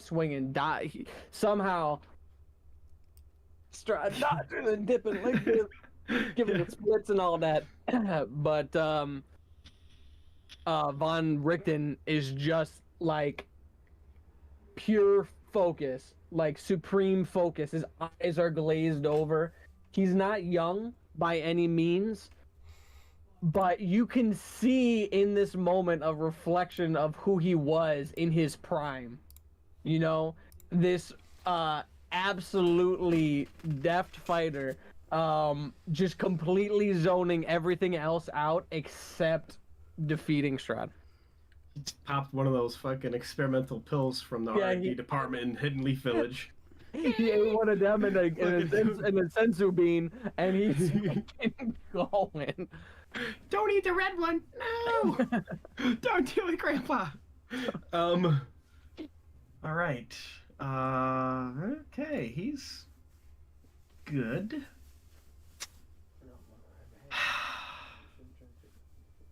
He's gonna pass through the wall, target you, Thorum. He's gonna take some claw attacks at you, my dude. Miss the first one. Get wrecked. Get wrecked. Misses the second one. Just Nerd. carve his face. Nerd. He's got up from the fire. That's his turn. One might say that this is difficult terrain as the fire and the blood created grooves into the ground. So Yeah, he it just kind of happens. lost his balance. He's like, oh, he went through the wall of fire. Oh, damn. Okay. All right. Holes in the ground. Oh, okay. Damn. I don't know. He redecorated. Okay. I wasn't ready for this. He's gonna try to. Secondary vampire is gonna try to attack the butcher. Makes a hit. Swing again. Yeah, you don't want to touch the Natural butcher. 20. Let's go. He nasty. Dude, he's going crazy on that bum 20. cheek. He hitting that. It's peeling off like it's fucking a Christmas. Pus, ham. like a pus bomb shoots out and this turmeric cancerous blob just kind of like oozes out and just sprays. Turmeric. Turmeric. He Okay. hit him with the turmeric. Where are we? 11 different blends of herbs and His- spices. His stat block is so huge. Okay. Stran von Zarovich. Oh wait. at Oh no. I was gonna say, did he have like advantage hitting Strahd while he's all jacked up or no? nah. Okay. At the top of the round,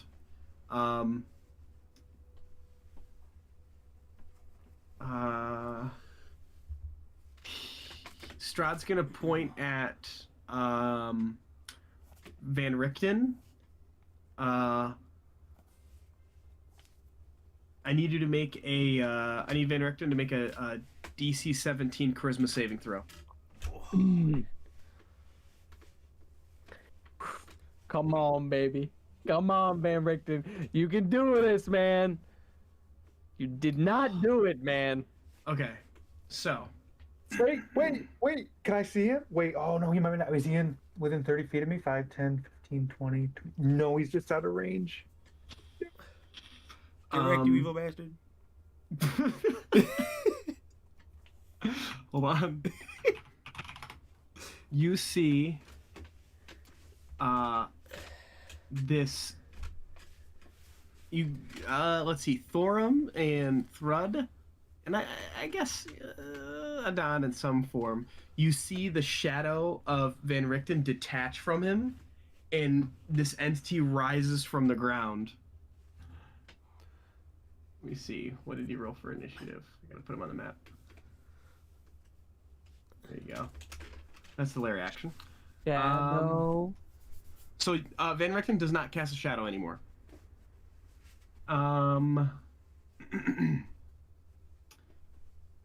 For Strahd's turn, he's going to make a strength save to get the fuck out of here.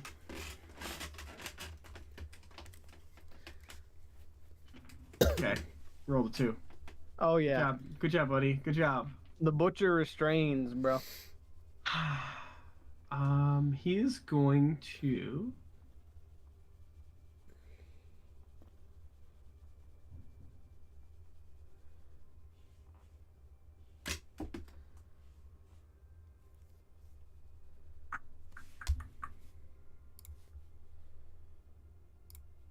Into mist. And he is going to, as you see the shackles just fall to the ground, he is going to then move.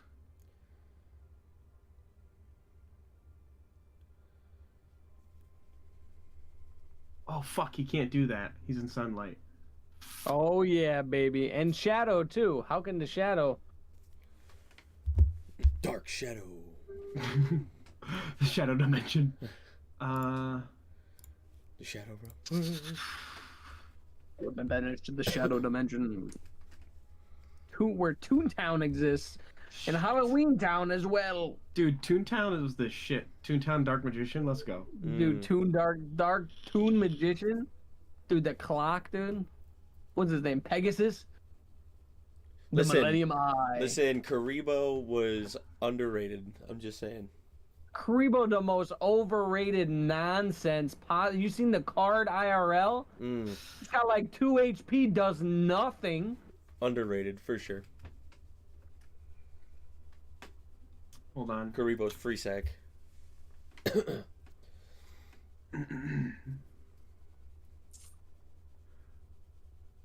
I got something here.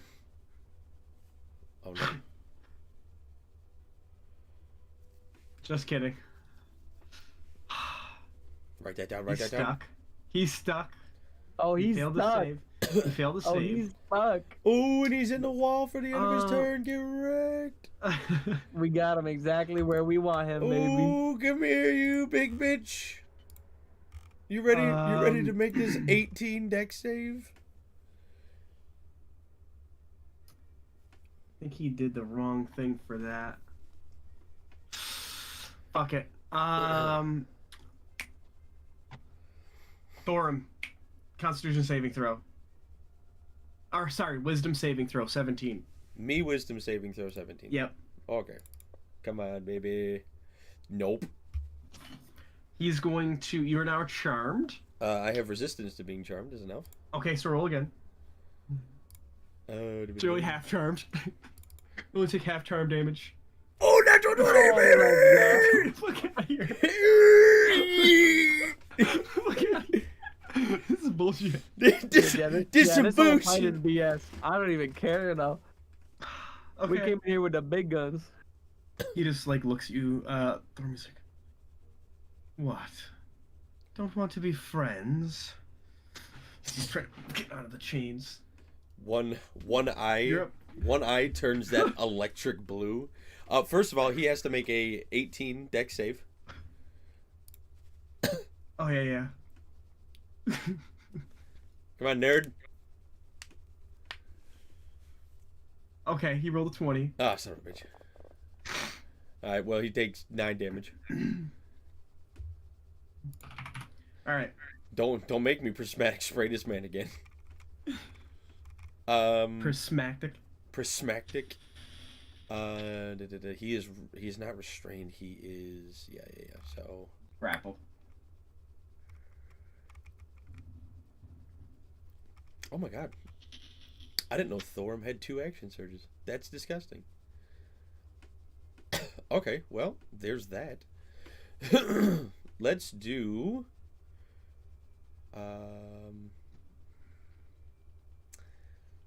I will take 2 swings with my dagger at this man. Give him a little stabby stab.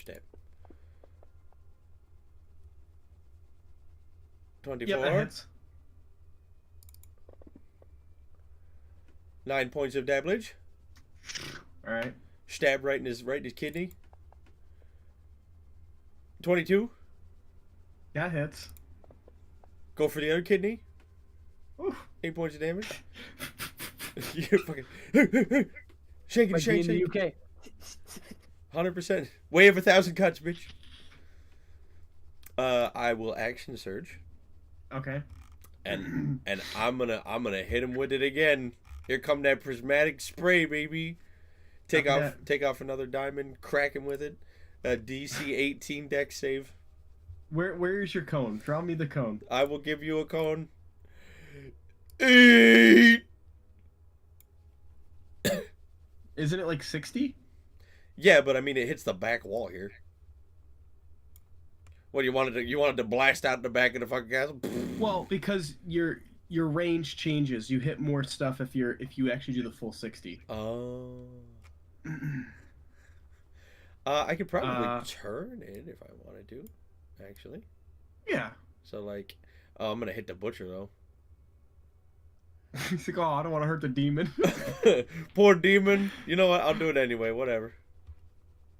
So I'll get him, the vampire, and the butcher. What are you rolling? Dexterities, right? Dex 18.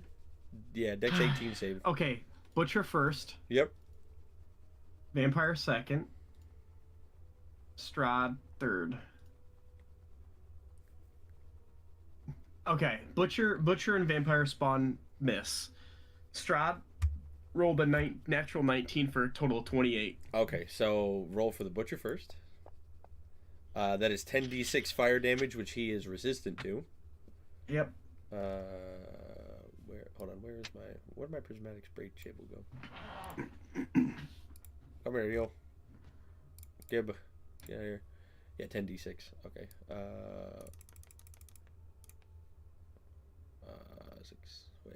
6, 7, 8, 9, 10. 1, 2, 3, 4, 5, 6. Yep. So where's that? What, 27? Yep. 13. No, 14. 14 damage. Round it up. Wait a minute. That was for the butcher. Yes. Who failed his save. Yeah, but he has resistance to fire. Oh fuck! Jesus Christ! Thank you. I got you. There's a lot going on. Trust me, I know. There's a lot happening. Second one is for my head is just vampire. Ooh, that's a 7. Violet. He is blinded and must make a wisdom saving throw at the start of my next turn. You better remember that. Yep, I got it. And then for Strahd, please be a damage. Please be a damage. Yep, that'll do it. That's another 10d6 cold damage. Why did you roll a whole bunch of stuff? I was doing something and I messed up. Yep, I see I that. I was trying to hotkey it at the bottom. I made too many. Jeepers. 20, 21, 20, 20, 20, 22 damage? Okay. Jeepers. 22 cold damage to Strahd? Yikes. And that will end my turn. Would you believe me if I told you that he has 1 HP left? Good lord. Oh my god. Oh, homie, if that's the case, so I'm gonna when action Adon surge. rolled 44 and I seen 44 come up, I was like, no effing way. If that's the case, I'm gonna action surge for sure. Well, I know. I don't know. Yes, I know. No, No. I think you can only action surge once a turn, right? Yeah, you can only action surge once a turn, first of all. I think. On your turn, you can take 1 additional action on top. Once you use this feature, you must... Yeah, it does not say that you can only use it once. That's true. No, but only once. So, starting at 17th level, you can use it twice before a rest. But only once on the same turn? What? Once you use this feature, you must finish a short so or long. Well, I don't know why it's giving you two goes of it. But it did say, but you can still only use one during the same turn, right? That's really the only yeah, you only get double action surge at level 17. I don't know why. Oh, okay. I might have fucked something up when I was fucking with your sheet. Fern Tursterk. Well, hold on. I have, as a bonus action, I do have 2-weapon fighting. Attack with a light melee. Oh no, that's only if I take the attack action. I can use a bonus action to use a small weapon, which would be my dagger, but did not take. Wait a minute. I did take my initial action was an attack with my daggers, or my dagger. Can I use my 2-weapon fighting for a bonus action and stab him again? What's your second weapon? It is, well, let me see. Let me read the thing. To fight when I take an action with a light melee that you're holding in one hand, you can bonus action attack with a different light weapon. Okay, I only have unless it's a light melee weapon. Fuck, I don't have another light melee weapon. Hit him over the head with the crossbow. I was just gonna say, it's like bink. Unarmored strike wouldn't count because it's not a weapon.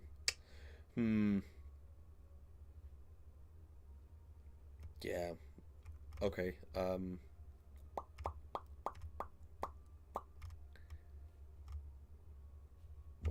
Slashing damage.